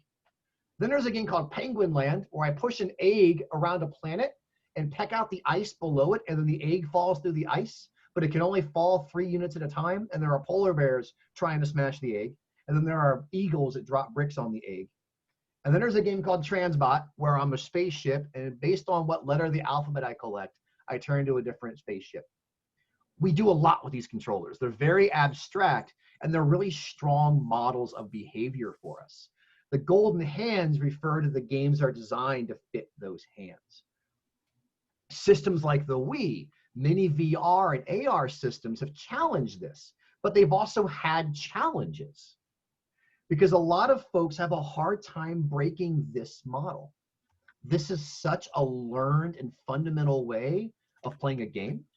Well, we've done several studies where we give people a new controller and they still prefer the old ones. I'm going to go to the next slide and talk about this a little bit. So what's on screen right now? You've got someone playing tennis and someone shooting a gun. You would think that that bottom controller, where I can, the Wiimote, where I can move my hands, how do I hit a tennis ball with the Wiimote? What do I do? Swing your arm. Swing your arm. And you don't, do you have to learn that? Not really. No, it's intuitive. It's pretty intuitive. And even if you don't know how to play tennis, you get the general idea that you move your arms and you hit stuff. No, you don't even need to move your arm, just need to move the wrist. And we can talk about that, of course. But I mean, the general idea is you move something, right? One of my questions, I think, fits here. Well, let me finish the example first, and then we'll go to the question, right? Okay. And Sam, actually hold that one too after Jared, because we're going to talk about what you just said. You move, the screen moves. That seems pretty natural. We refer to that as natural mapping. And it's the extent to which your movements and inputs correspond to what happens on screen. If you don't have to learn a model, it's probably pretty natural. It's built to the human perceptual system. How do I fire a gun? It's a little more complicated, but you can see the hand motions down below, right? Have you ever played a shooting game with the Wiimote? I played one in VR. It was like Call of Duty. Yeah. The general idea is you point at the screen and pull a trigger, just like you would a gun, right? At a rudimentary level, it matches. Yet when we do research on these things, people will say that the purple controller is more natural than the Wii controller. Forget for a moment that it's not perfect. Why do you think they say that? Because they're more used to the GameCube controller than they are the Wiimote. The thing they're holding in their hand, and related to that, in their mind, they're not playing tennis or playing shooting games. What are they doing? Shooting a gun or They're playing game video action. games. They're just, I'm playing games right now. And so the mental model we have for video games is a video game controller. Because we've learned over time that these game controllers can do thousands of things. So they're not, I'm going to go shoot Nazis. That's the narrative, but it's, I'm playing video games right now. Right? And this is the thing you use to play video games with, some version of this. So Jared, ask your question and then Sam follow up, because I think we're going to complicate this. It's virtual reality, uses kind of a hybrid of the motion controllers and the classic controllers for most consumer systems. I could go grab my controller. The one I use, the one I have is, the Oculus CV1, so it's like a split Xbox controller. The physical demand is obviously physically active. It's higher, but what about the perceived demand by the player? Like, for not realizing you're tired till after you play, because I've had long sessions and I not realized I was tired till after. How does so is the question like, do players realize that it's more work? Yeah, what's this effect like? What's behind it? Or Well, I think that's the question. I don't know if we know that empirically, that players might actually exert more physical effort in a VR system and not be as aware of it. I can see reasons for that. When you walk to campus and back, are you always very well aware of how much effort that takes? Not always. Sometimes. Probably not, because it's just part of your routine. I just know roughly how long it is. Go ahead. I just know roughly how long it takes to get there. But I mean, like, if it's just part of your day, like I have to walk to the building and back, it's not that it's not effortful. It's just that we don't think about it that much because it's just that's just part of my day, right? I get up, I go to campus, and I come back, right? But if you were playing Grand Theft Auto, and let's say Texas Tech University's campus was in the game, and you had to walk back and forth to the buildings, would you be more aware of how far you're walking? Yes. You might be, because it doesn't fit your model as much. Games don't usually make us walk for 30 minutes each way or something like this. What could be happening is that when the behavior is abstract, you might be more aware of it. Whereas when the behavior is concrete, it doesn't separate you and the game. So it's just part of the experience. So like in VR, Jared, maybe what's going on is that because I'm embodied and because I'm in the experience, I'm not considering the same issues or problems because that's just part of gaining it. Jeremy talked about planned motion over spontaneous motion. Maybe it's like, this is the experience, right? So I'm not critiquing it. If you play sports, for example, you're often not thinking about, how much effort you're exerting during the event. You think about it afterwards, right? When it's all been expended. Because with like the Wii, people are like, yeah, I don't want to move because I'm doing, there's several, because I'm moving stuff and I'm holding my hand pointing at it instead of resting in the lap. And I'd say more people are aware. I think with like immersive technologies, that's the key, I think. So what Sam said to kind of follow into that, nice job there. You even figured out you don't have to move that much. How many of you play Wii bowling and just flick your wrist and get a perfect game? You figure out pretty quickly you don't got to get off your couch and jump around like an idiot. No, Just Dance is the best example where you can just shake the remote and get points. Yeah, you just do this and you win, right? Yep. So part of it could be that the mental comparison you're making is still gaming, whereas in the VR component, you're right. It probably is much more physically exerting, but you may not be aware of that because for you, that was part and parcel of the experience. It's actually something we're hoping to test relatively soon by giving people accelerometers and measuring their actual movements and then giving them the demand scale. And one of the predictions we have is that in virtual reality systems, you might have more movements, but lower perceptions of demand because the movement was considered part of the experience, if that makes any sense. Alex Sakis asked about flow states, and flow states are a tricky one. We study them a lot at Tech, by the way, and it's the idea that the challenges offered by the system and your skill to match them are so well tied together that you kind of lose awareness, and you're so focused on the event that you don't consider time.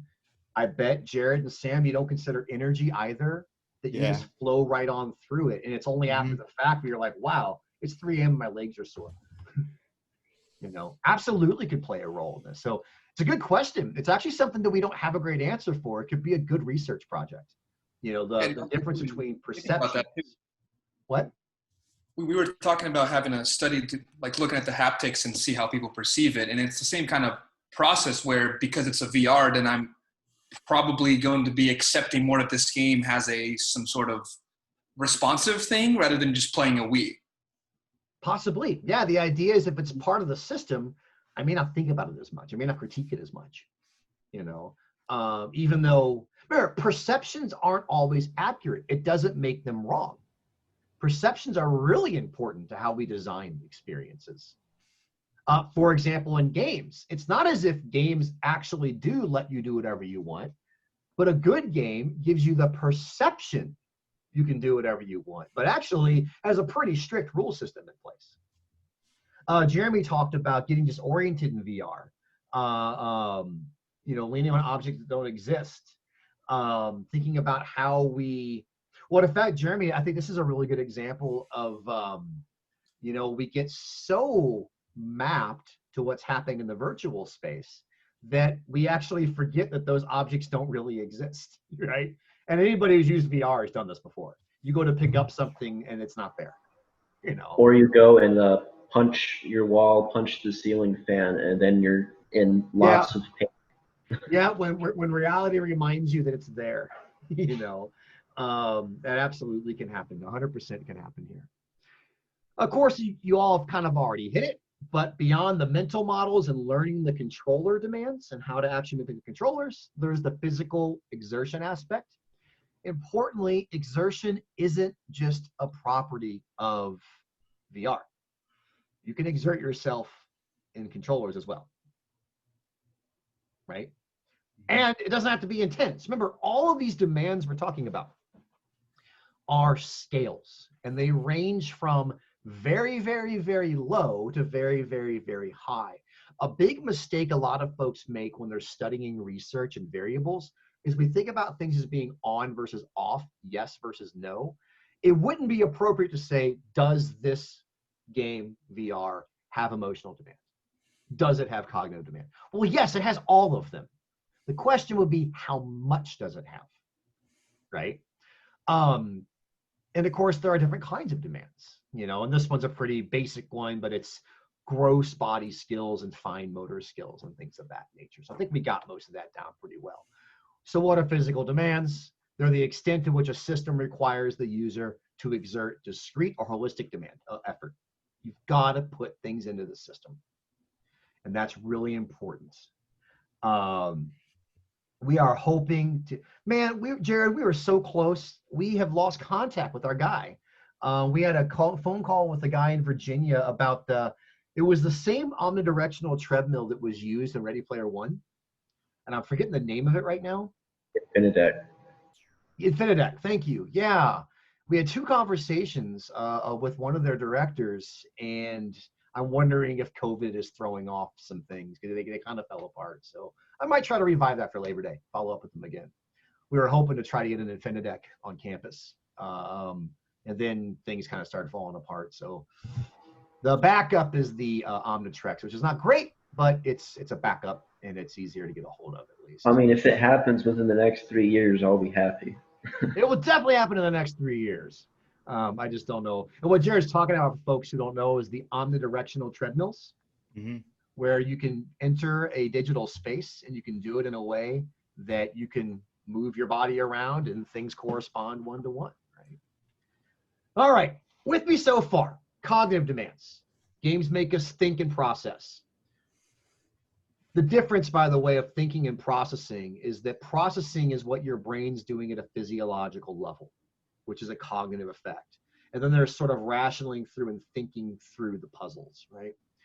Emotional demands, that games and VR elements have very many confusing and complicated and complex emotions. They don't all have to be that way.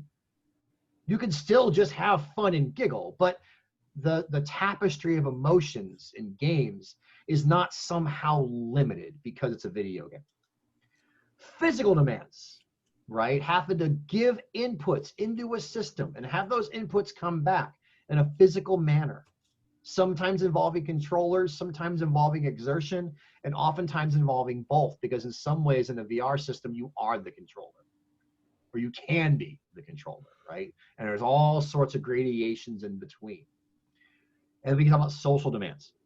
So games tend to get talked about as a non-social medium. There's still kind of a presiding logic that games are something people do in isolation. And it's a weird one because if you look at the history of games, they started off social. So the very first game over here, anybody recognize this one? This was a game called Space War, and it was played at MIT. And it was developed by a group of computer engineers. They weren't really, who were just trying to figure out how to push the limits of their technology. And they developed this program that could take user input, compute that input, present it into a graphical interface, and it allowed 2 people to control spaceships, the needle and the wedge, flying around a gravity well and trying to shoot each other. Well, how come there wasn't a computer-controlled opponent? There wasn't enough computing power. Like, we don't have that yet. We got 2 people sitting next to each other. What's unique about this Pac-Man machine? It's multiplayer. It's got 2 players, and why is it set like a table? You're against each other. And why a table and not just like 2 chairs like in front of a cabinet? So you can see the other player right in front of you as things happen. See the player in front of you. Where were these machines usually put? Arcades. Before arcades. It's 1970s. Go ahead, Lindsay. Diners. Diners and bars. It's 1970s. Arcades don't exist yet. And you're going to develop a game. You want people to play each other. They put them next to the dartboards in the pool halls. Right? Very social. And these tables often have like drink holders and cigarette holders. It's a social event. And of course, what's extra social about arcade machines? They almost all have one thing in common that makes them surprisingly high score. High score. Why is the high score add a social element to all this? Because you want to be the best. Yeah, you want to be the best. You tag your name to it, right? And of course, down here are probably the earliest examples of esports, the arcade world championships in the early 80s. These were broadcast by ABC's Wide World of Sports. Sam was talking online about the virtual funerals, and we should definitely bring that up a little later because we're seeing a lot of that. Well, I guess it does fit into social, doesn't it? People co-opt these social spaces. You know, what's missing from this screen? So I have a console, and why do I have a console? What's unique about this one? Couch co-op. Couch co-op. And in fact, it's almost impossible to find a console that doesn't allow for multiple controllers. What's so special about the Wiimotes, the Wii logo? The eyes look like people. And that was intentional. The eyes are meant to look like 2 people playing next to each other. There's a very long and rich history of games being social spaces. What's missing from this screen, speaking of sociality? These are all kind of old.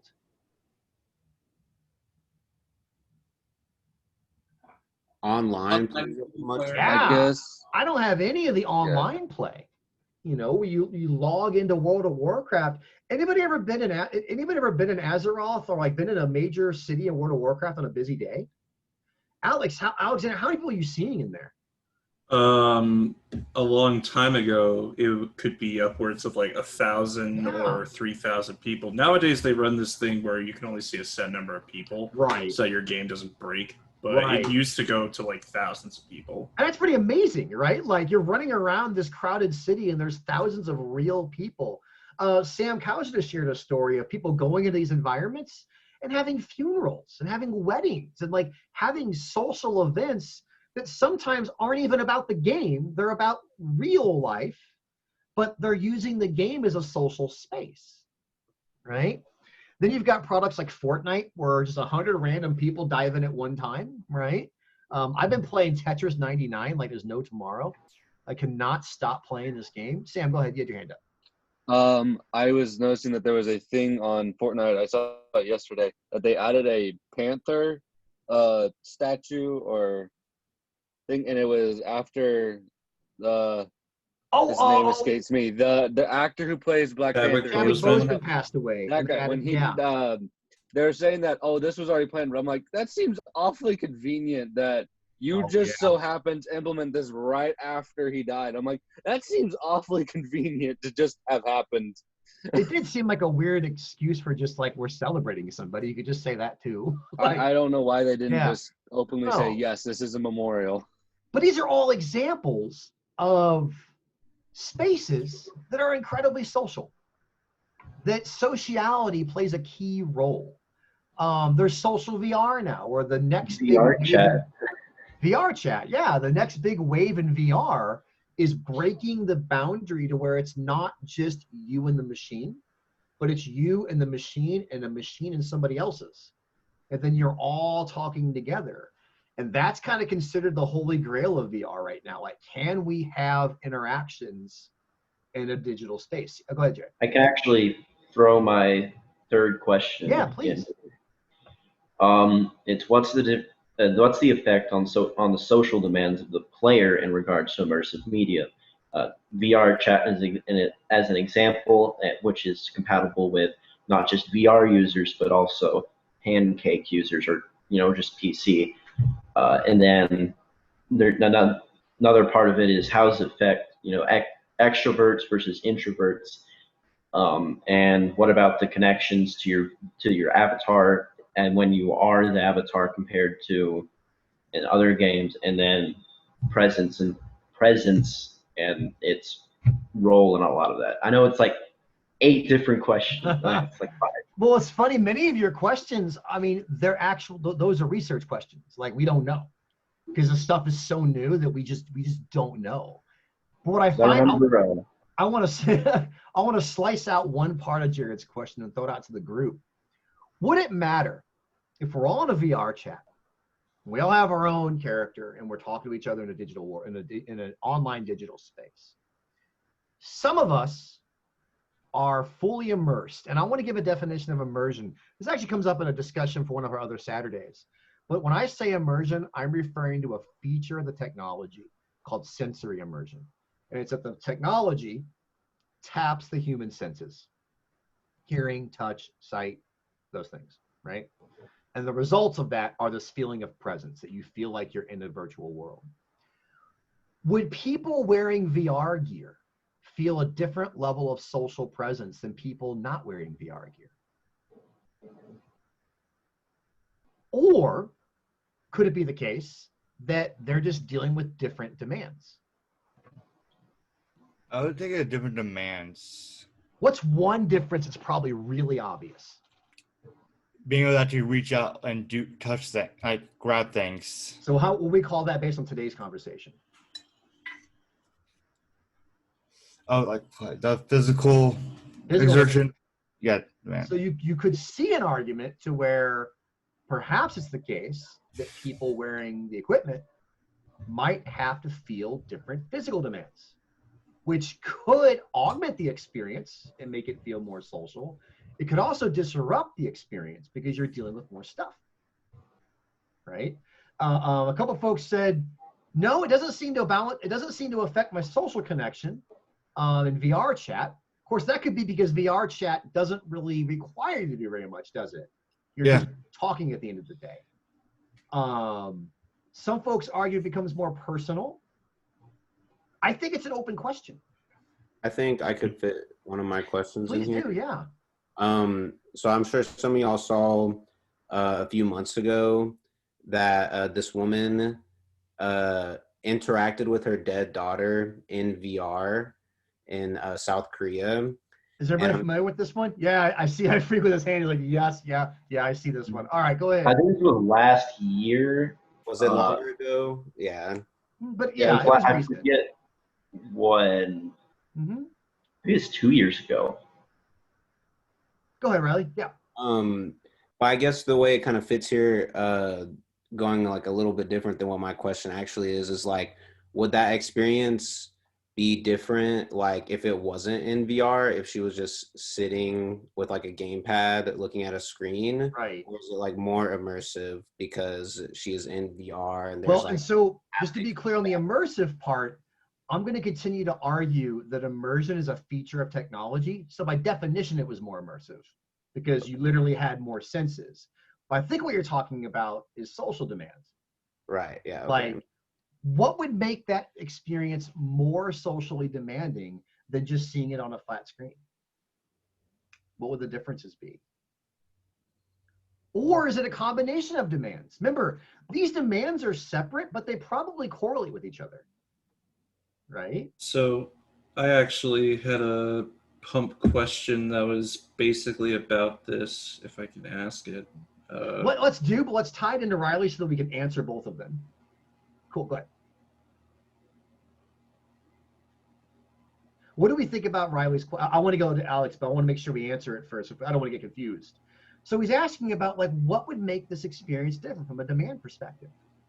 If you're in VR sitting with your dead daughter, as opposed to like looking at a video of your dead daughter or just interacting with her on a screen, what would the demand profiles look like? Well, cognitively, it might differ a little bit. Might you use different cognitive abilities to process VR versus flat? You might. So there could be a reason that the cognitive demands are, you're not solving anything, but you're activating different regions of your brain. That could be one idea. Emotionally, is there a reason to believe that one could be different than the other? What do we think? I feel like it would be emotionally more intense. Maybe it's the same emotions, but they could be magnified. Yeah. You know, possibly. Someone talked about physical presence, which could, I think the physical dimension is the most obvious one, right? One is much higher than the other because it's requiring more of you. Now, some folks have suggested that socially it may not be any more demanding. What do we think? Is it possible that it's more, or is it just different kind of social demands? Well, maybe like, I don't know how the exact program works, but like you might use hand gestures if that were a thing. Possibly, yeah. You might be more inclined to like respond to the person like they're a human if they're humanly sitting in front of you. There's some research on what's called the social facilitation effect, that in the presence of other people, we tend to behave a little differently because we're triggered into their sociality. It's probably a really good empirical question to ask. Like, it'd be an interesting research project to find out, like, is the demand profile of a VR event different than a flat event? And does it matter for particular outcome variables? But I guess the point, the fact that we don't have an answer doesn't mean we're doing it wrong. I think it points to the potential for what we could be studying in the future. And we can be asking ourselves, like, because for example, what if the woman who did it had no prior VR experience? Could that disrupt the experience? It would be more cognitively demanding. And it may be too much, right? And so I think about the VR folks on the call, one of the big barriers is the stuff isn't always that easy. Sometimes the controls don't work properly, or you have to learn them, that they're not natural at all. And so someone hops in there, and after 5 minutes, they're like, now I'm dizzy and confused, and I don't care. I would have tried this thing, but I'm done with it now, right? I just want the controller in my hand. And so who knows, maybe the controller lowers all the other demands and puts all the focus on the social demands, which might actually be better. So these are interesting questions we can ask ourselves, right? Someone's talking about a game where you heal yourself by putting a needle in your arm, and it's just like, it's a bit too much. Although, save that one for our conversation on presence. That one's going to play a big role. Avery talked about it being higher in every way.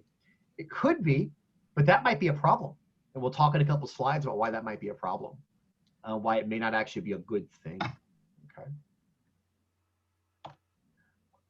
Social demand obviously can be something as simple as playing together. This is the couch co-op. This is me playing Double Dragon because the game is almost 30 years old now. So I'm coming to grips with that. There's also the idea of playing socially, even if only one person is playing. And that's pretty common too. We call it tandem play, where one person's driving the experience, but then everybody else is kind of jumping in and playing along.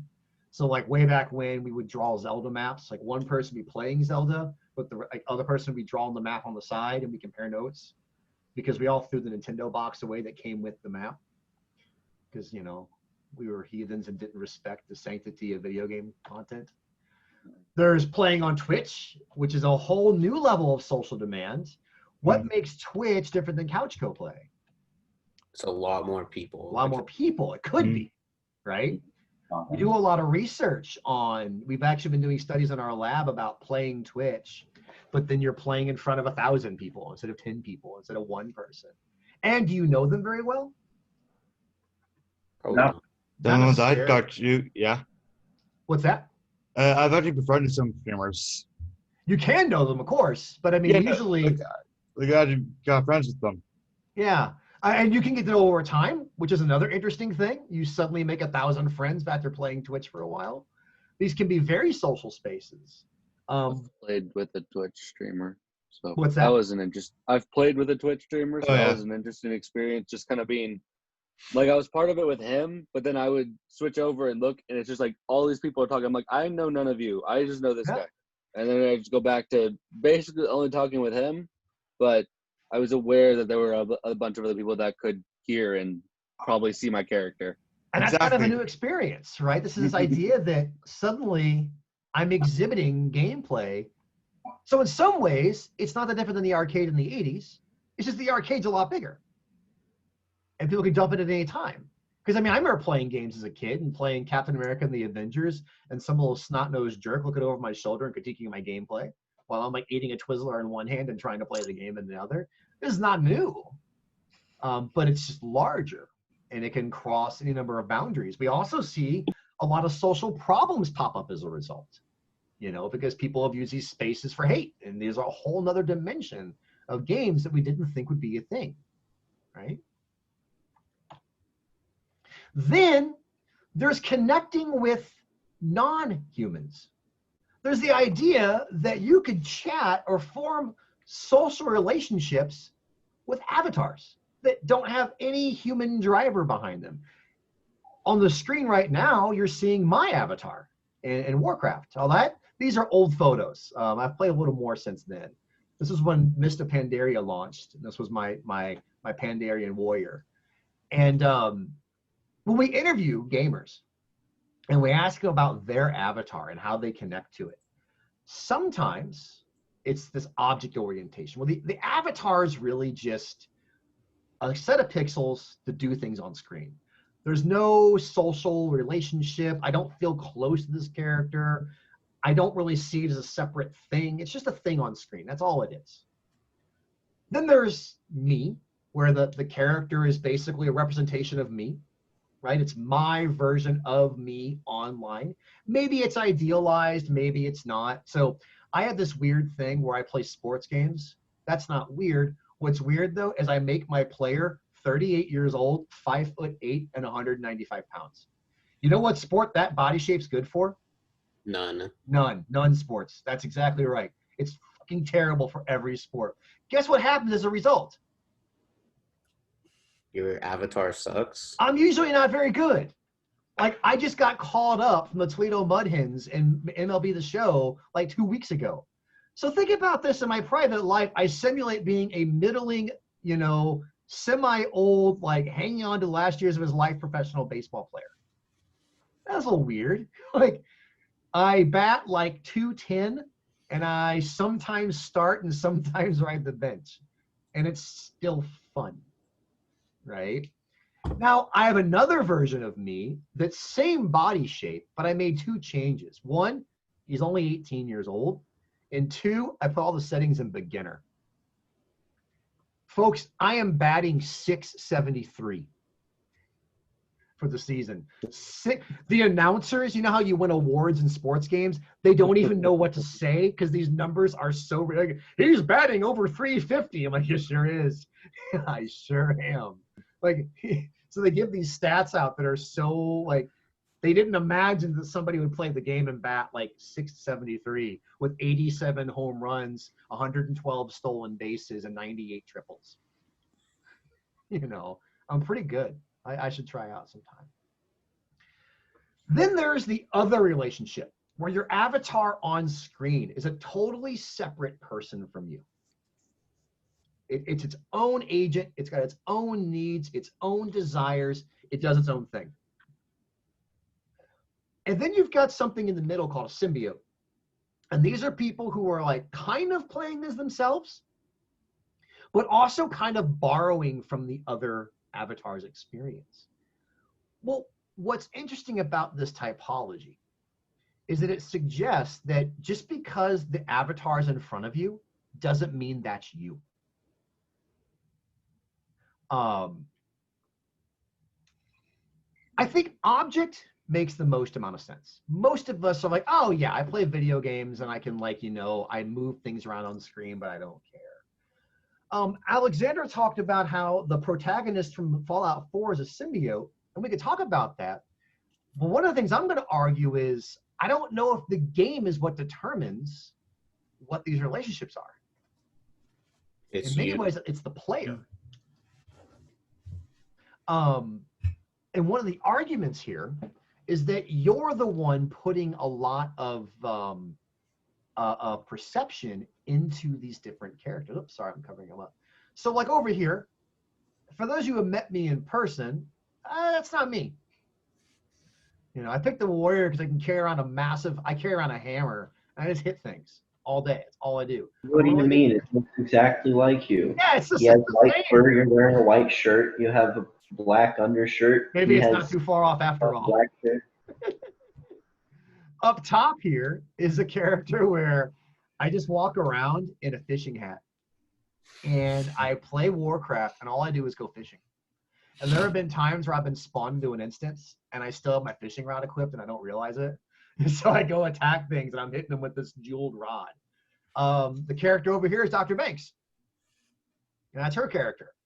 And this was, we used to have a cat and a dog. So I had a cat pet, she had a dog pet. We used to fight them all the time. That was kind of fun. We were not really playing the game. And can you see what's in the background for Warcraft players? This was the festival that goes on like once a month. We can go play carnival games, and you can like, you ever play this before? You like carnival games and races, and you can eat foods. It's basically a Darkmoon fair. This was literally a date, right? Were these object players? What do you think? Yes or no? Definitely not. These weren't just pixels on screen for us. For us, this was Dr. Banks lives in Toronto. I live in West Virginia. We want to have a date night, but we don't want to drive 6 hours. So let's go visit the fair in Warcraft, right? These were probably me players. I mean, we literally, here's my cat, here's her dog. They don't look like us, but all of our behaviors in the game were like, literally it was her and I talking about the week. So like our chat was like, hey man, how did class go this week? But I don't believe any one of these characters is like a college professor in Warcraft. We just use the experience as a social space for our own behaviors. A couple of you talked about symbiotes. I want to hear more from you on this. Like that some of your avatars, you see them as symbiotes, where it's like part of you and part of them. What do you mean by that? So, you go ahead. Would it be like that, like when you play a game that has like a clear-cut protagonist, you play as the protagonist? Like I just played Ghost of Tsushima, and the main character, his name is Jin. And like sometimes I'd be telling my friends like I did this, and then other times I would be saying Jin did this. So is that like symbiotic? So it could be, or it could be code switching, where maybe there are some times where it's you because you want to own the behavior, and sometimes it's them because they did the behavior. So we know from sports psychology. Has anybody here on the call ever heard of berging and corfing? So berging is basking in reflective glory. When things happen that we like, so like when our sports team wins, I won, we won. And corfing is cutting off reflected failure. So when a team loses, who loses? They lost. They lost. We win, they lose. So we won the Stanley Cup, but the Blues lost in the playoffs, right? That could be what's going on, Riley. And in fact, some people argue that it's not always the case that we have won, that it could be context dependent or game dependent. We could bounce back and forth between them. Some games, like Jared pointed out, do kind of encourage you to use you language where they want it to be you in the game. But then sometimes we adopt characteristics of the character as well. Have you ever played a game before and like you had one of these moral choices to make, and then you think about what you would do, but then you think about what your character would do? That was, yeah, I have done that before a lot. Sure. I'm like, wait, what should I do? Yeah, what would I do? But what would I do? But I know for a fact this character would do something completely different. Avery mentioned that's basically Dungeons and Dragons, right? And that's one of the things about role play. And in early games, role play was really more like your Link. Go stab things until you win. But more modern experiences are your Link. Here's this complex moral world. Go figure it out. Good luck. Good luck. Will we reward you? Will we not? I don't know. You go find out. Alex mentioned about like the Fallout 4, the protagonist has his own desires to find your son. You can do whatever the hell you want. right? Some players will play it straight. They'll go find the sun. And some players will do whatever they want to do. Red Dead Redemption 2. I know my character has a narrative backstory. I don't know what it is because I don't pay attention. Whenever he starts talking, I'm like, blah, blah, blah, blah, blah, blah, blah, blah. Shut up, shut up, shut up. Get me back to my horse. I've got chickens to save. And I just wait in town in the bar until someone comes into town with a gun, and then I go rope them. And then I throw them off a ledge. I love doing this. I could not, I've probably logged hundreds of hours in Red Dead Redemption 2. I could not tell you the story. I have no clue. The story is I got a horse. That's what I have. And I shoot things. I have not left. There's one thing that happened where I found a woman who had like disappeared, and that's pretty much it. I just like getting in gunfights. Well, this kind of relationship happens like in Telltale games. Like the whole point of a Telltale game is like you make the choices of what the main character says, and also very big important decisions that determine the outcome of the story later on. Sure, sure. And this part's fun because going back to that, it's an unfinished text. All of them are relevant and legitimate ways of playing, right? But you can see how your relationship with your avatar could actually be social. Like the me category, probably not social. That's just me. It's an extension of me. I might have social relations with other people, but me and my avatar are the same thing. If I'm playing a video game as an object player, do I really have social relationships in that game? Nope. Probably not. I probably don't care. Anybody ever play StarCraft before? Or, oh gosh, what's the Eve Online? Eve is a spaceship war game. It's not really about forming relationships, right? When I play chess, I don't bond with my characters. What do I do with my pawns? Sacrifice. I sacrifice them. I don't know their names. I don't know their backstories. I don't know their histories.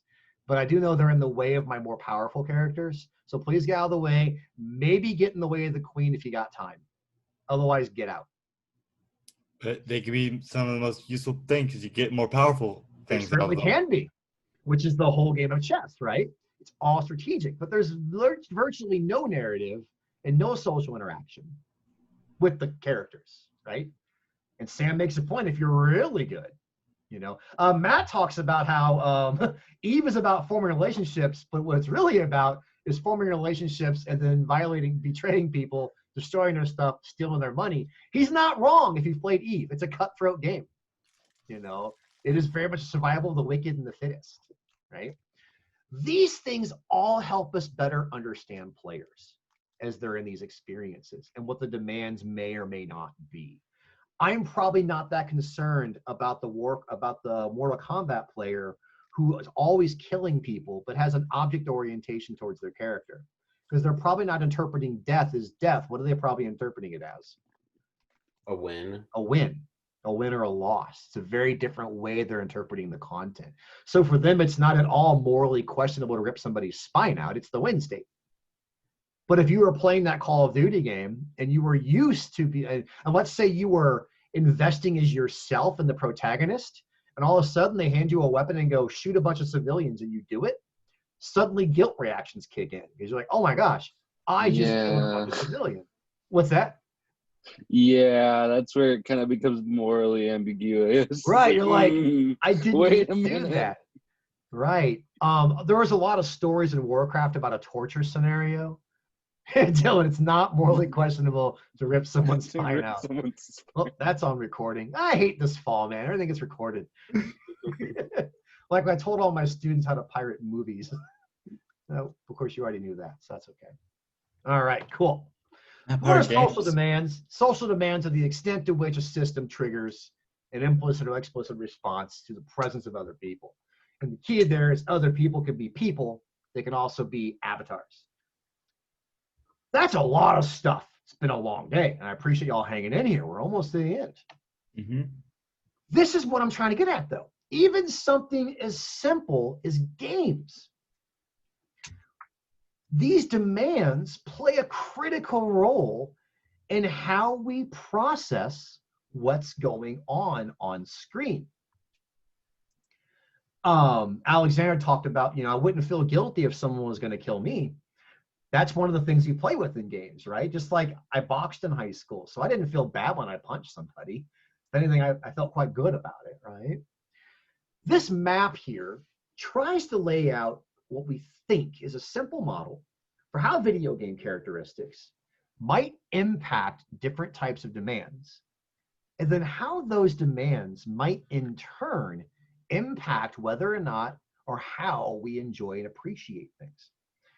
We don't have the answers. This is all relatively new work. Where we think this model might be useful is helping us tease apart the link between here and here. That maybe what's going on is it's not as simple as just some games have things that are fun.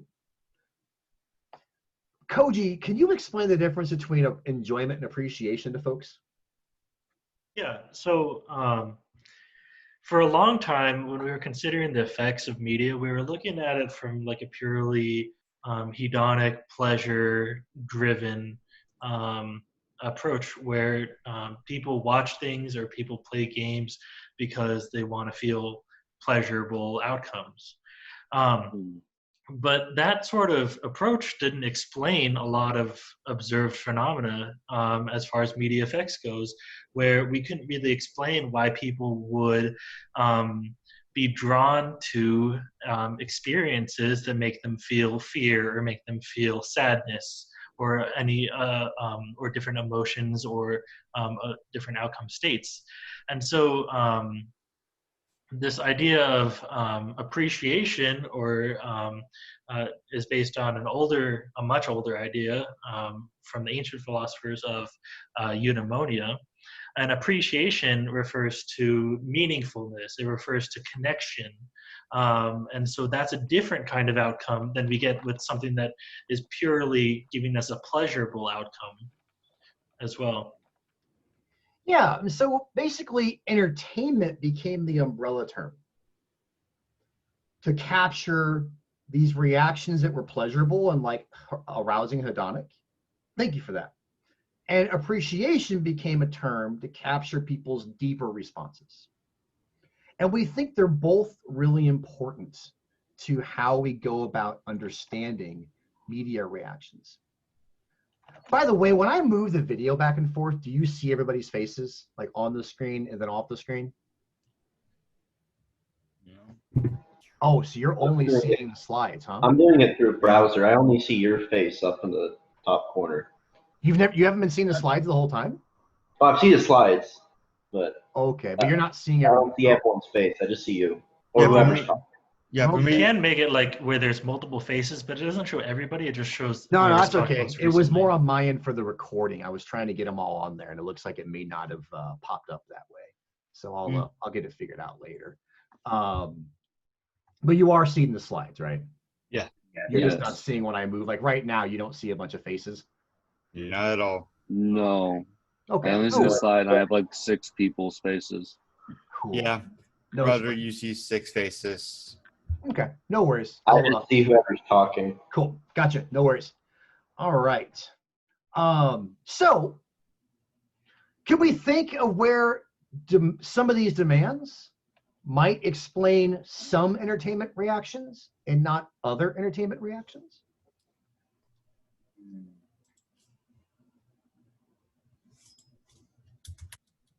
So what about cognitive demand? Which ones do we think that might be more related to? As in choosing between enjoyment and appreciation? Yeah.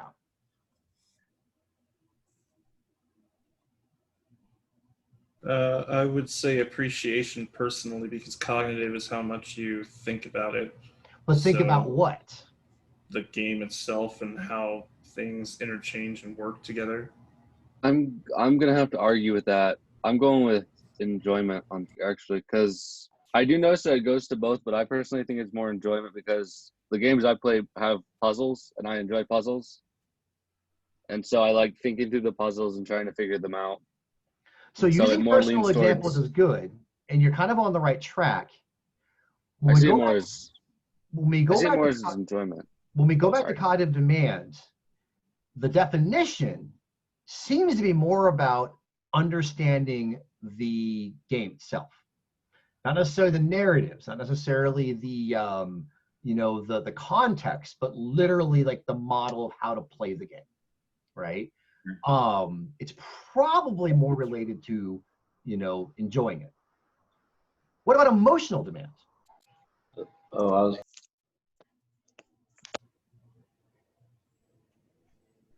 Again, all of them probably somewhat affect all of them, but some are going to be stronger than the others. And our data suggests that cognitive demand is usually about enjoyment. The game was puzzling, the game was challenging, the game twisted my brain, the game made me think. It tends to be associated with like, I solved these puzzles, I figured this out. What about emotional demand though? I would say emotional demand is more appreciation, because when a game is like emotionally taxing, I guess, kind of like Ghost of Tsushima, I cried so much playing that game. And it's like, did I enjoy that, or do I just appreciate that the game was able to like invoke those like strong feelings in me? So I would say I appreciate it more. So some people would argue, just like you said, that the emotional actions tend to be associated with really laboring through what's happening to you and your characters and their vessel. And we see more likely than not in our data that emotional demands tend to be more strongly correlated with appreciation, right? With this, okay, I got this figured out, or like having that deeper emotional reaction, the pensive reactions, things like that. And in fact, we see somewhat that cognitive and emotional demands can conflict at times, and we'll talk about that in a little bit. What about the physical demands of exertion and control? Which ones do you think those are more associated with? Enjoyment, personally. Probably enjoyment. Why? Because the more you put in, the more you get out. I go a little deeper than that, and it's a little bit more on, they're focused on the gameplay again. They're usually more focused on performance, winning, losing, solving puzzles. In fact, cognitive and physical are pretty heavily tied to each other, because your ability to physically control the game changes your ability to make sense of the game, right? And what about social? What do y'all think?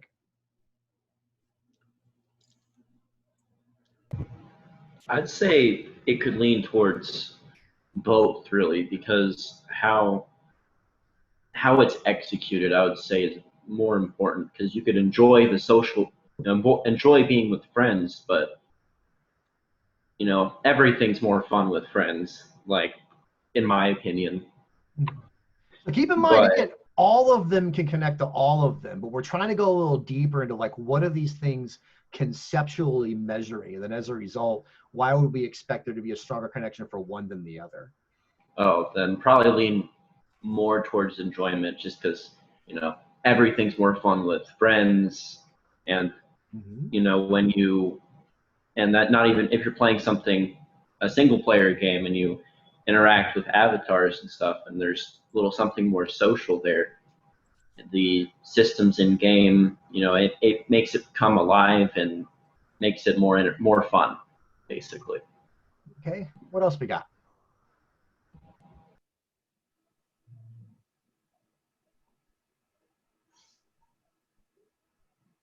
So the trick question is that this is all stuff we're still studying. So like our lab group is still working on these things.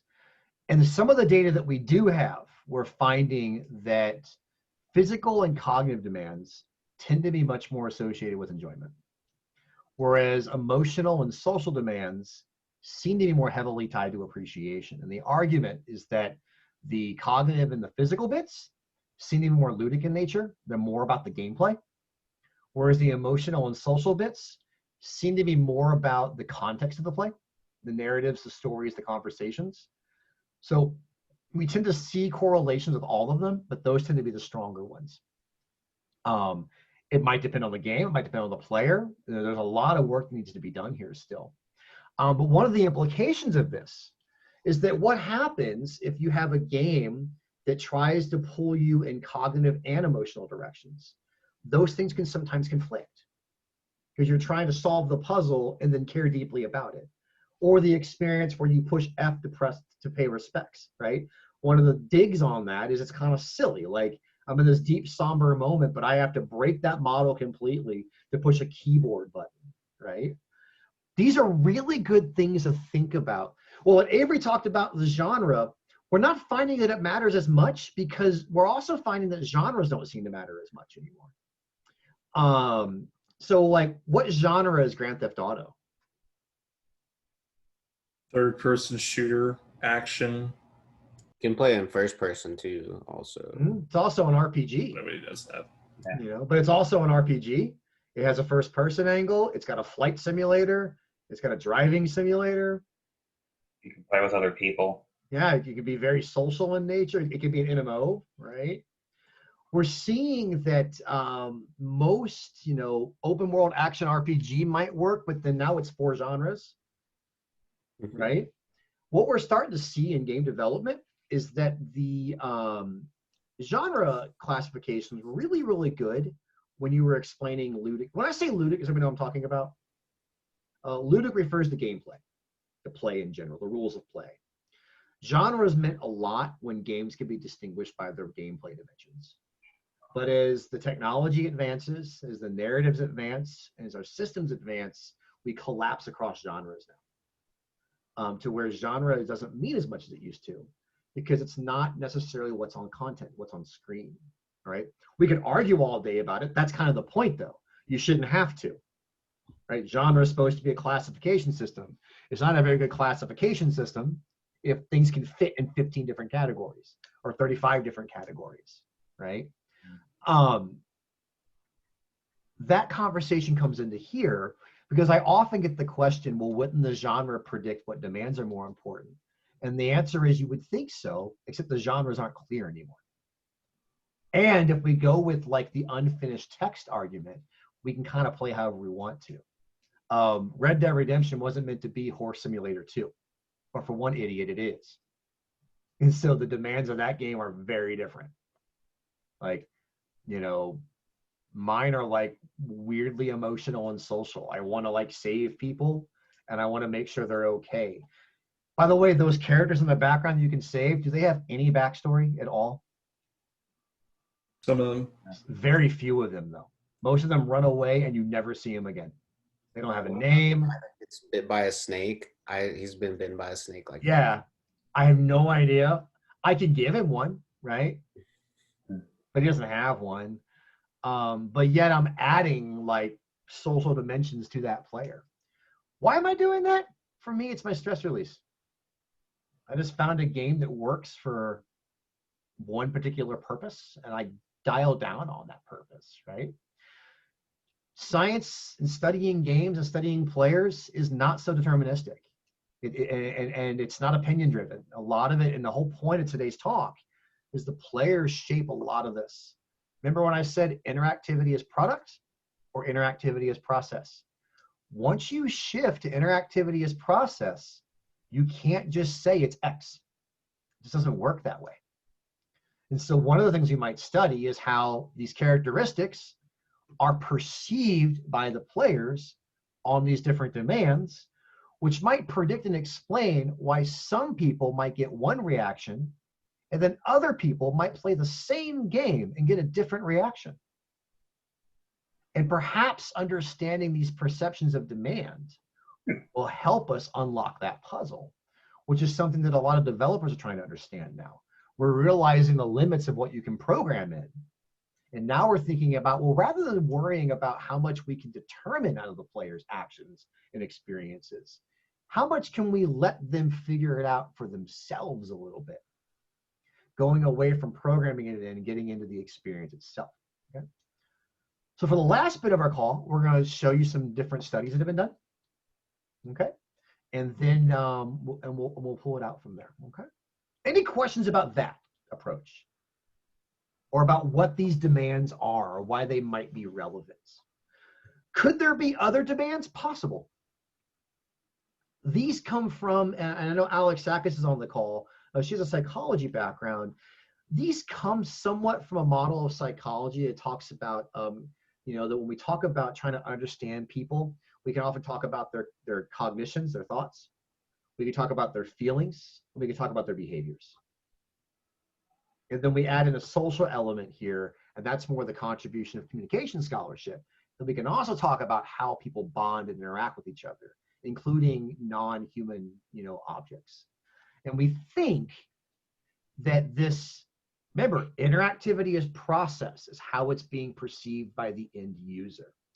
We might be able to use these processes to better understand the relationship between how things are programmed and finally the entertainment outcomes that we're going for. Both intended entertainment outcomes, but also the unintended outcomes, right? And that's something that we're often talking about when we study media. Any questions about that? Riley, go ahead.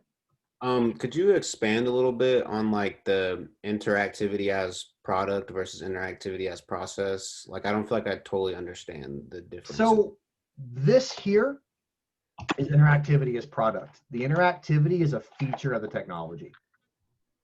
There are 3 buttons on here. That's it. I can only do so much with this thing in my hand.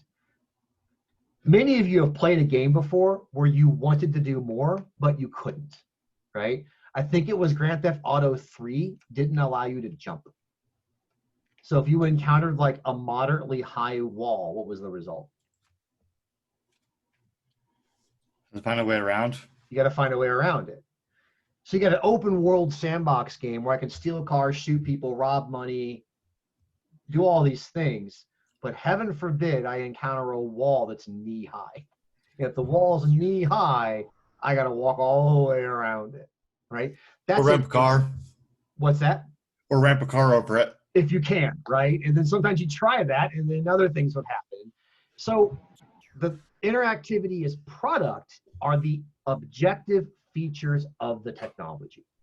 How many buttons does it have? How many things can I do? They're programmed into the technology. It's a great question, Riley. It's the stuff that's programmed in. So I'm thinking of the VR folks on the call.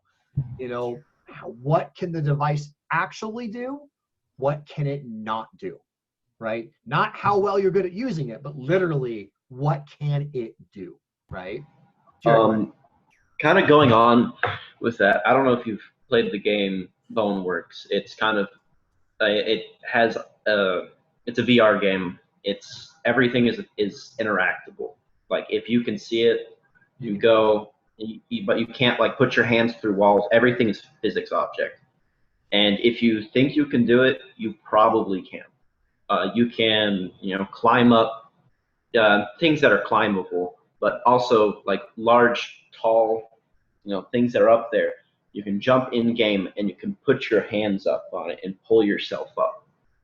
And that kind of made me think about it with the Grand Theft Auto jumping over small ledges, but with VR and specifically this game engine, you can do just about anything. Like you can also grab your gun and hit enemies with it rather than shooting, and that'll cause damage. And of course, there are some times where you can't, where you get into a VR simulator and you want to do something, and the program doesn't let you do it. It's not programmed in, right? And it can be a very frustrating experience because you have this like illusion that you can do all these things, but in reality, you can't actually do them, right? So those would all be examples of interactivity as product. What are the objective features of the technology? The device, the program, the game, the simulator, whatever it is, right? One of my favorite subreddits is game physics. And it's just people showing games with broken physics. And it's an example of like what happens when the stuff goes off the rails. Interactivity as process is your perception of the interactivity, how you make sense of it. So it's, like I said earlier, you know, this controller, some people can wave dash, some of us can't. It's not the controller's fault. The controller provides for it, but you have to actually have various experience and skill sets to actually pull it off. Think about it more abstractly. You can think about times where, you know, we use a social media program and some people don't know there's a private channel. It's happened on Discord a lot, right? When people forget channels. Well, that's not the channel, that's not the program's fault, that's you. You know, not all of us know. Or how many of you are playing a video game and you suddenly discover you can do an extra move you didn't know about? And it fundamentally changes how you play the game. I remember when I was a kid and learned how to, I forget the name of it, basically drift in Mario Kart. And like once you learn that trick, oh, it's a whole different game. And in fact, in later versions of Mario Kart, drifting is now part of the skill set. But in the old 16-bit days, there was a version of drifting that involved basically hopping around corners, right? Those are all things that you're doing in the system. So all these demands on screen, they're not objective features of the technology. They're your perception of those features. Not every game is equally demanding for every person. Not every game is equally emotional for every person. Not every game is going to have the same level of exertional control or controller. We're not all going to have the same social relationships. Those are all variables that fall into the organism. They're player perceptions. Does that make sense? Yeah, definitely. And that's really important because in a lot of these debates, people will like confuse the object from the person. And this is something that we're seeing a lot in game development, is a better focus on the experience, on the user experience. But of course, by definition, look at this model. If you don't have the game characteristics, none of this matters. You have to have the characteristics to have all of these different experiences. And then these experiences and your perceptions of them probably drive these outcomes. So a good example is earlier when Sam said, well, I think cognitive demands are about enjoyment, and here's why. Well, listen to what he was describing. Solving puzzles, making sense of environments. Those are all very much mental model type cognitive demands that are ludic in nature, right? So that would make sense that that arc would fit for that type of product. Right? Now, is it the case that some games limit the variance in people's perceptions? Probably. And a good designer's shooting for that. We don't want it to just be everyone does whatever the hell they want, right? But there's this tricky connection that just because you program something or just because you offer a program doesn't mean people will use it. I know we have some folks on the call from the libraries, and I bet you get this a lot where you think that people are going to come in the library and they're going to use the VR headset in a particular way, and then they do like totally different things with it. And we're going, I don't understand. Like, how are you doing this? How are you getting this wrong? Or how are you stumbling in this environment? And it's often, and I bet the folks on the call who have let their friends borrow equipment have seen this too, where you've got one particular view for this experience, and then their experience ends up being very, very different as a result. And you're trying to reconcile that. And some of it is how these demands are perceived differently. And so sometimes I think the hope of today is if you understand the demands, you can start thinking about how you can nudge people towards the ones you want. You know, and that's where we're seeing developers who are taking up this model are trying to use it as kind of a predictive model. Oh, okay, I know players do X, so what if I made Allie a bad person? Would that increase emotional demands? It sounds like most of you are like, yeah, like it makes this game really complicated. And I have a bunch of different feels I wasn't expecting. And as Alex pointed out, I know there's more than one Alex, sorry, that was kind of the point, right? They wanted you to feel different, conflicted, gray, ambiguous. Go ahead, Sam.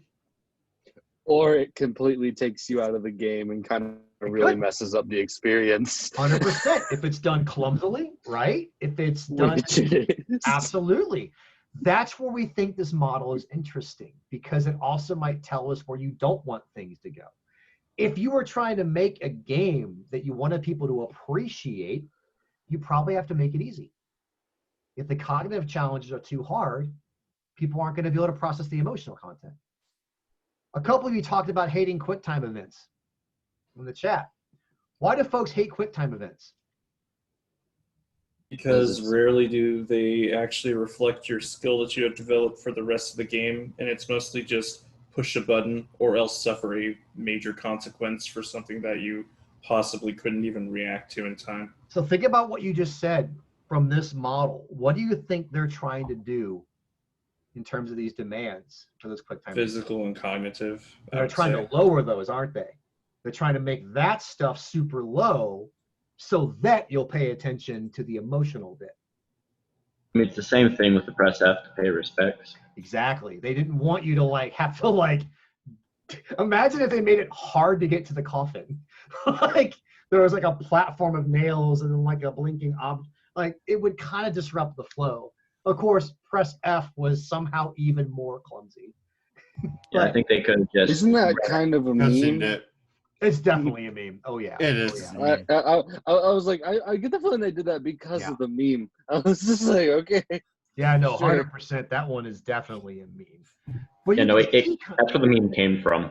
Yeah, exactly. Oh, I thought they did that because of the meme. Okay, I didn't know that's where the meme came from. Okay.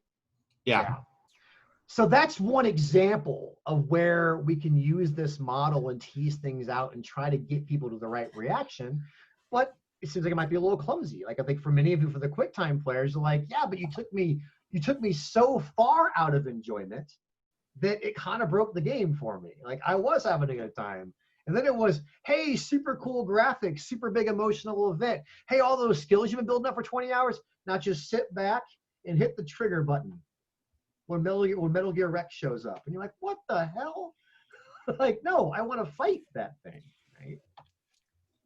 All right, so to kind of wrap into the research side of things, as we get to the home stretch here, we do know that if you manipulate how much control the players have over the game in terms of physical demands, it actually influences how much intervention potential the game has to disrupt their moods. When I say intervention potential, I literally mean the content requires your focus so that you focus on the game and not other things. And so from a demand perspective, what's probably happening here, right, is that, well, what we're seeing is the game is requiring so much of your cognitive and physical attention that you're lowering your emotional reactions. How many of you have played games for mood management purposes? Like you're stressing out, so you play a game as a result. Yes. A lot of us do. And what kind of games do you play when you want that to happen?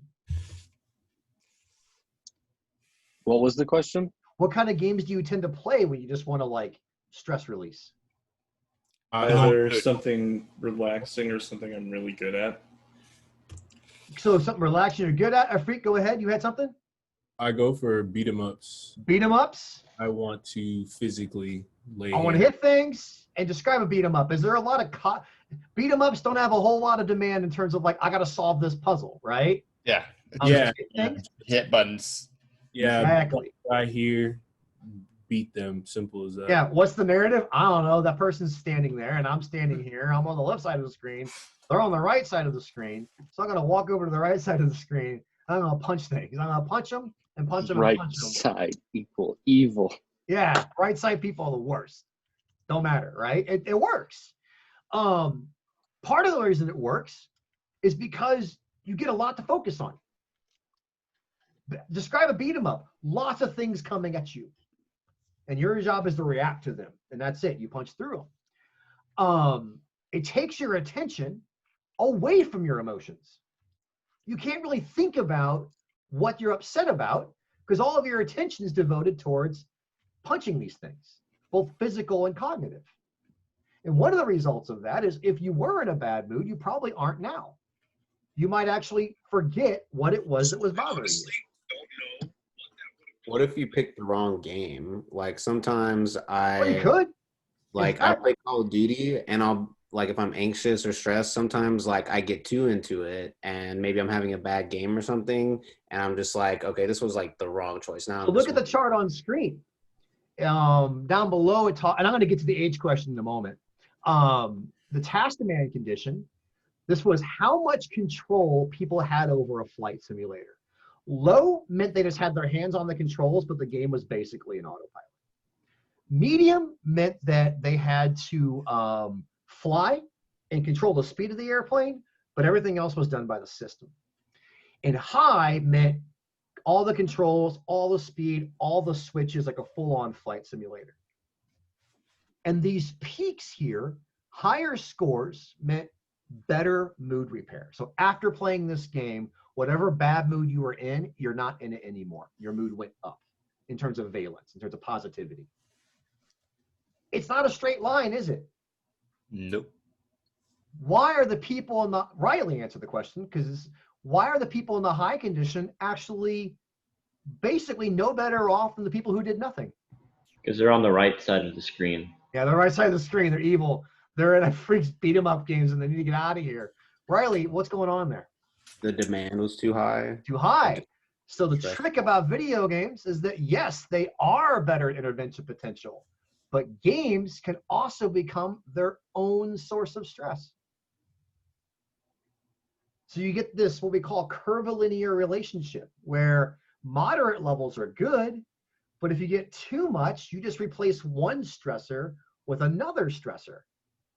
That's not good, right? If you are playing for stress release, you know, playing Angry Birds at work and then losing the level. Like, that's the worst. You suck at your job. Go play video games during break. You also suck at Angry Birds. You're just bad at this, right? Jeremy Smith asked how age plays into this. I don't have an answer for that because we don't necessarily have a great understanding of how people's long-term engagement with this content plays a role. I think he was talking about the slide previous. I suspect that it wouldn't so much be age as it would be experience with games, period. For example, when we go back to cognitive demands, we know that people who have a longer experience and history with games have developed those mental skills required to process 3D content better. So we did some research back at Michigan State when we found that the biological structures that help people rotate things in 3D actually differ between male and female biological brains. And it has to do evolutionarily with our roles of hunting and gathering and things of this nature. But when we studied females who played video games, the sex difference disappeared completely. And the argument was that your brain is a muscle and it's always working and rewiring itself based on the different connectomes that you're using. People with lots of video game experience are really good at that mental rotation test. I think the answer is pretty obvious, right? Because they've been using that skill for a long time. Many of you on the call might be familiar with research showing that like orthopedic surgeons, these are surgeons who usually use technologies and robotics to do their surgeries. Gamers tend to be much better at orthopedic surgery. Because for a gamer, the idea of holding a controller and things happening over here, that's totally normal. So it may not be age per se, but it would be their experience with the technologies. I bet you younger people don't have that golden hands rule as strong. Why not? Why would younger played people? as long? Go ahead, Sam. They haven't played as long. Like for me, I'm so used to the PS4 controller. It's probably going to be really hard for me to switch to a different console. Well, and more than just haven't played as long, game development is changing to where you may not assume that younger gamers have always used a controller.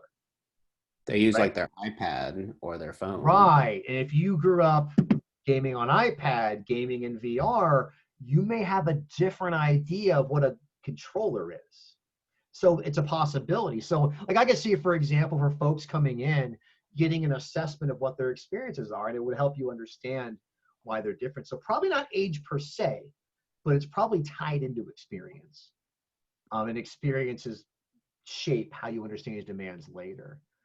One question we can ask about that VR study, and this is actually a study that Phil and I are designing right now. We're going to replicate this study in VR to basically see if we'd see the same curvilinear effect. Which one reason we would see that is that VR gives you even more to pay attention to, which could be a stressor. Or it could be more natural because the stuff is all around you. And maybe it wouldn't be a stressor. Because maybe the stress in this game came from sitting at a keyboard and doing this all the time.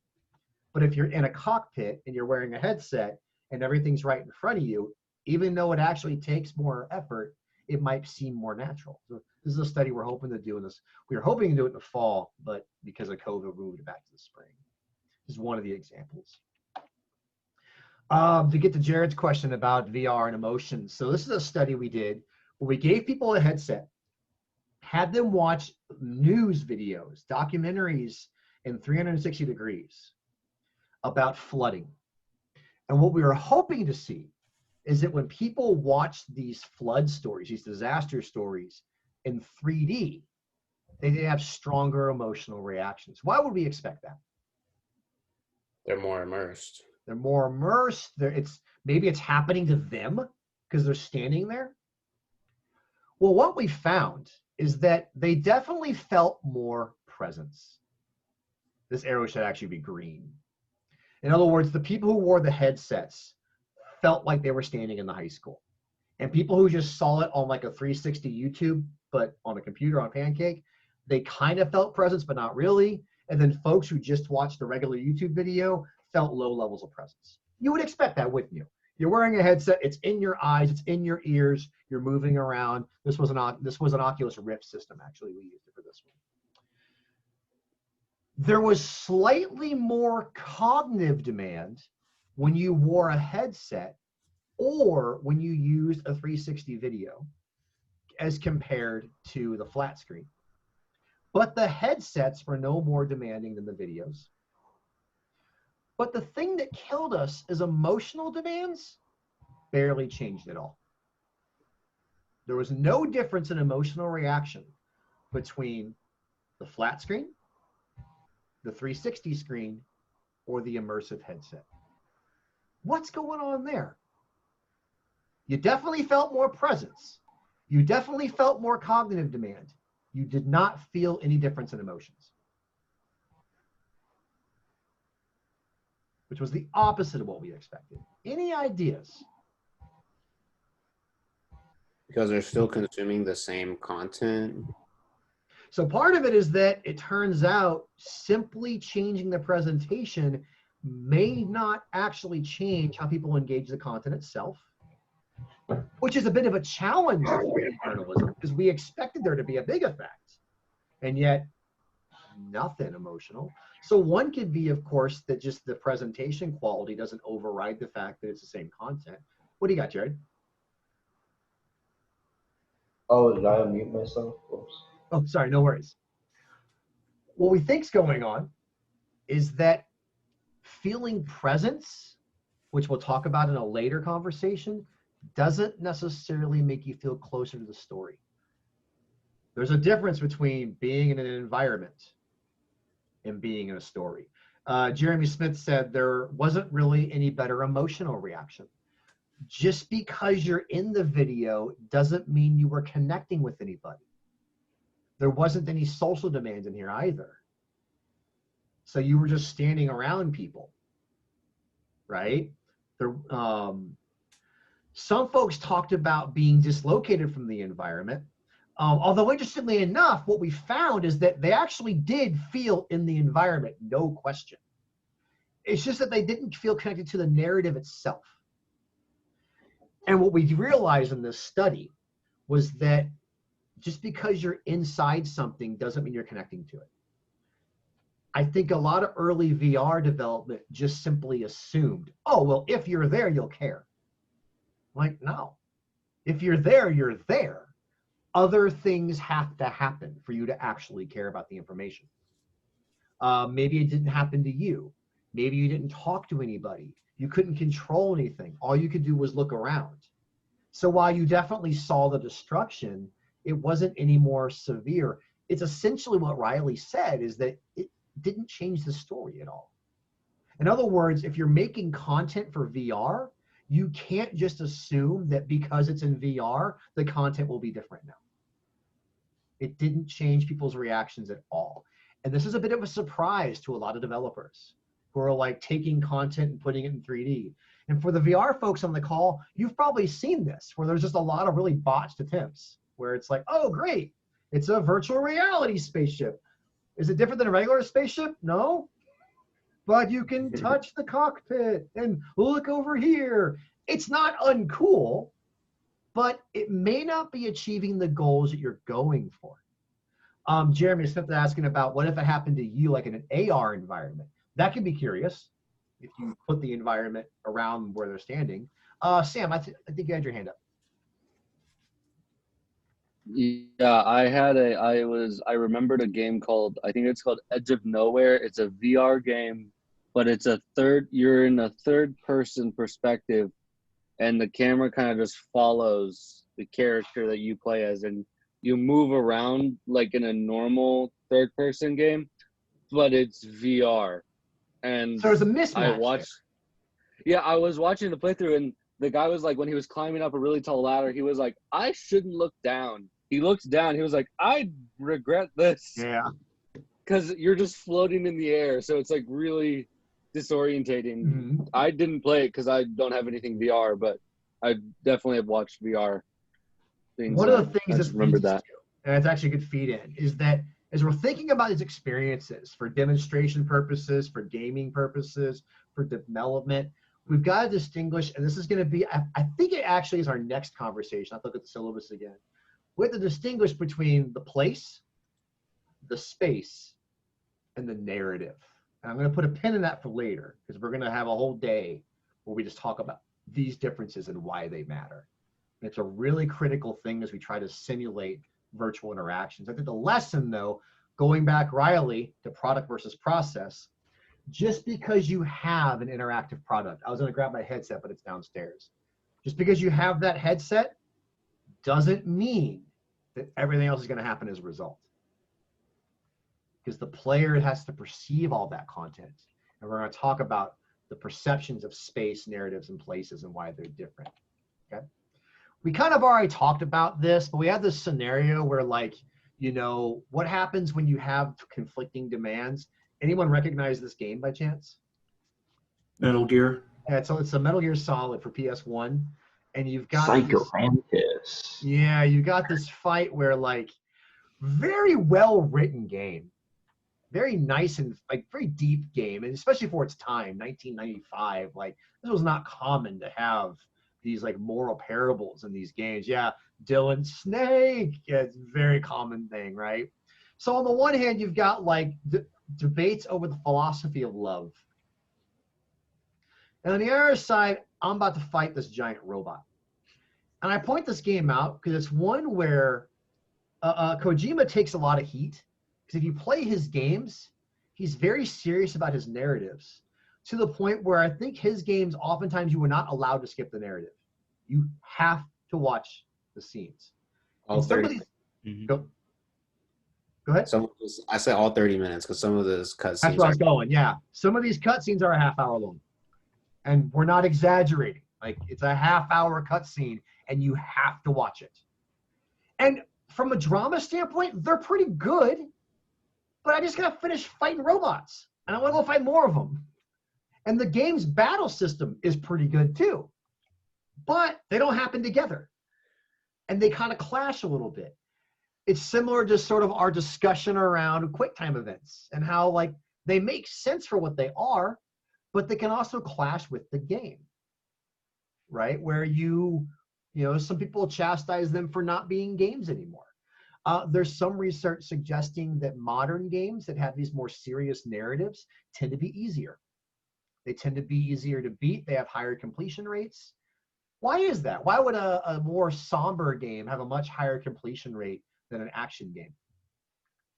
Because they want you to get through the story. They don't really want you to get stuck on something and then not be able to complete it. Right. Nothing's worse than like a really good narrative, but, oh, you're stuck on level 19. Sorry. You'll never know. Whereas I'm thinking of like the beat 'em up game earlier. There's no narrative there. I don't care about this. I'm just punching things. I did not know as a kid that Doom took place in hell. I remember the parents being upset that you're fighting people in hell, and the kids were like, what are you talking about? I'm shooting that thing. I don't know hell, sure, I guess. You know what we did when Doom's title sequence started and it showed you the narrative? What did we do? Skip it. Skip. Like, don't care. I don't need context for this. Being a space marine wasn't that important. Like, who cares? It's a 3D shooting game. The other one's about Nazis. This one's about monsters. It's fine. And I swear, like, most of us did not catch the subversive satanic messages in the game. Because we're like, I don't know. Like, I just want to play. I want to pew pew, as Dylan said on the call. Like, yeah, that's exactly what I'm trying to do. Right? These things can conflict. I think this is where a lot of the serious games are struggling. How do you keep the gameplay authentic and tell the story that doesn't cause Sam to lose halfway through because he's stuck? And I was like, great. There was a serious story. I got no idea. I'm moving on. It's like a cliffhanger, basically. Ghost of Tsushima was good at that balancing act because it's pretty challenging at points, but never so much to where you couldn't get past it and finish the story. Some games even have a dynamic difficulty adjustment where they'll just sort of like nudge you through. Like, okay, let's try again. Yeah, like after you lose like 10 or 15 times in a row, Ghost of Tsushima is like, do you want to change the difficulty? Yeah, I love the nudge. I love bit, the, are you bad at go this? down.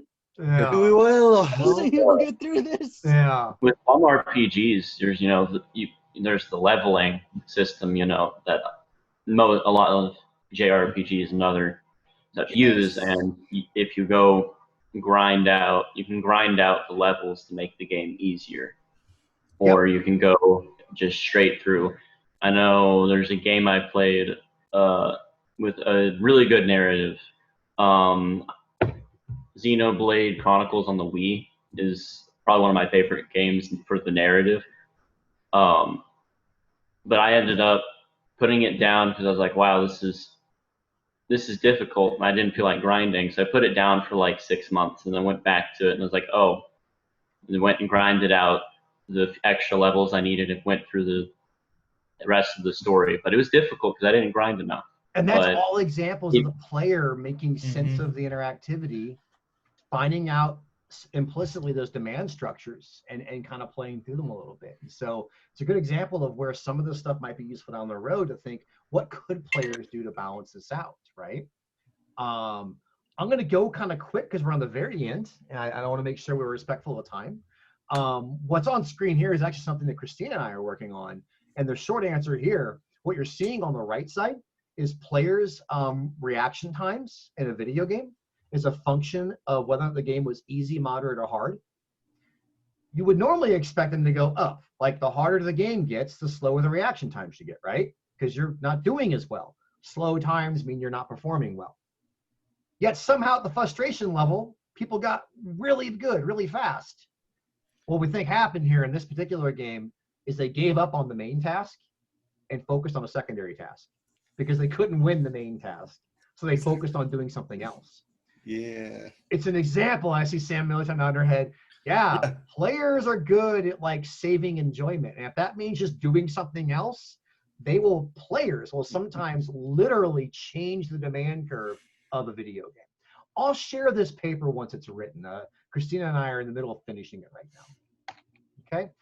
Not going to go about emotions too much, except to say that emotions are complex, and you can look at these different charts. They're called circumplex models, where emotions aren't just yes or no, but it's sort of how aroused are you and how good or bad does it feel. And you can chart people's emotions all around these circumplexes. And the point here is just those emotional demands are all over the scale. And that's something we've been studying a lot in our research. We can also have social interactions with bots, with AIs. We've actually done research at Tech where you play a video game with a robot partner, like a physical robot sitting next to you. And people respond to that robot much in the same way they respond to a human. So we're seeing these different social characteristics play out, even in scenarios where you wouldn't expect sociality to exist. Because robot or not, I want to beat this game. And as long as the little guy next to me is helping me, great, we're going to do this. And I can share that paper if you're interested. We published it recently. Already showed this model. Okay. That's week 1 in a nutshell. All right. Thank you for this. Actually, I'm really happy with how this went.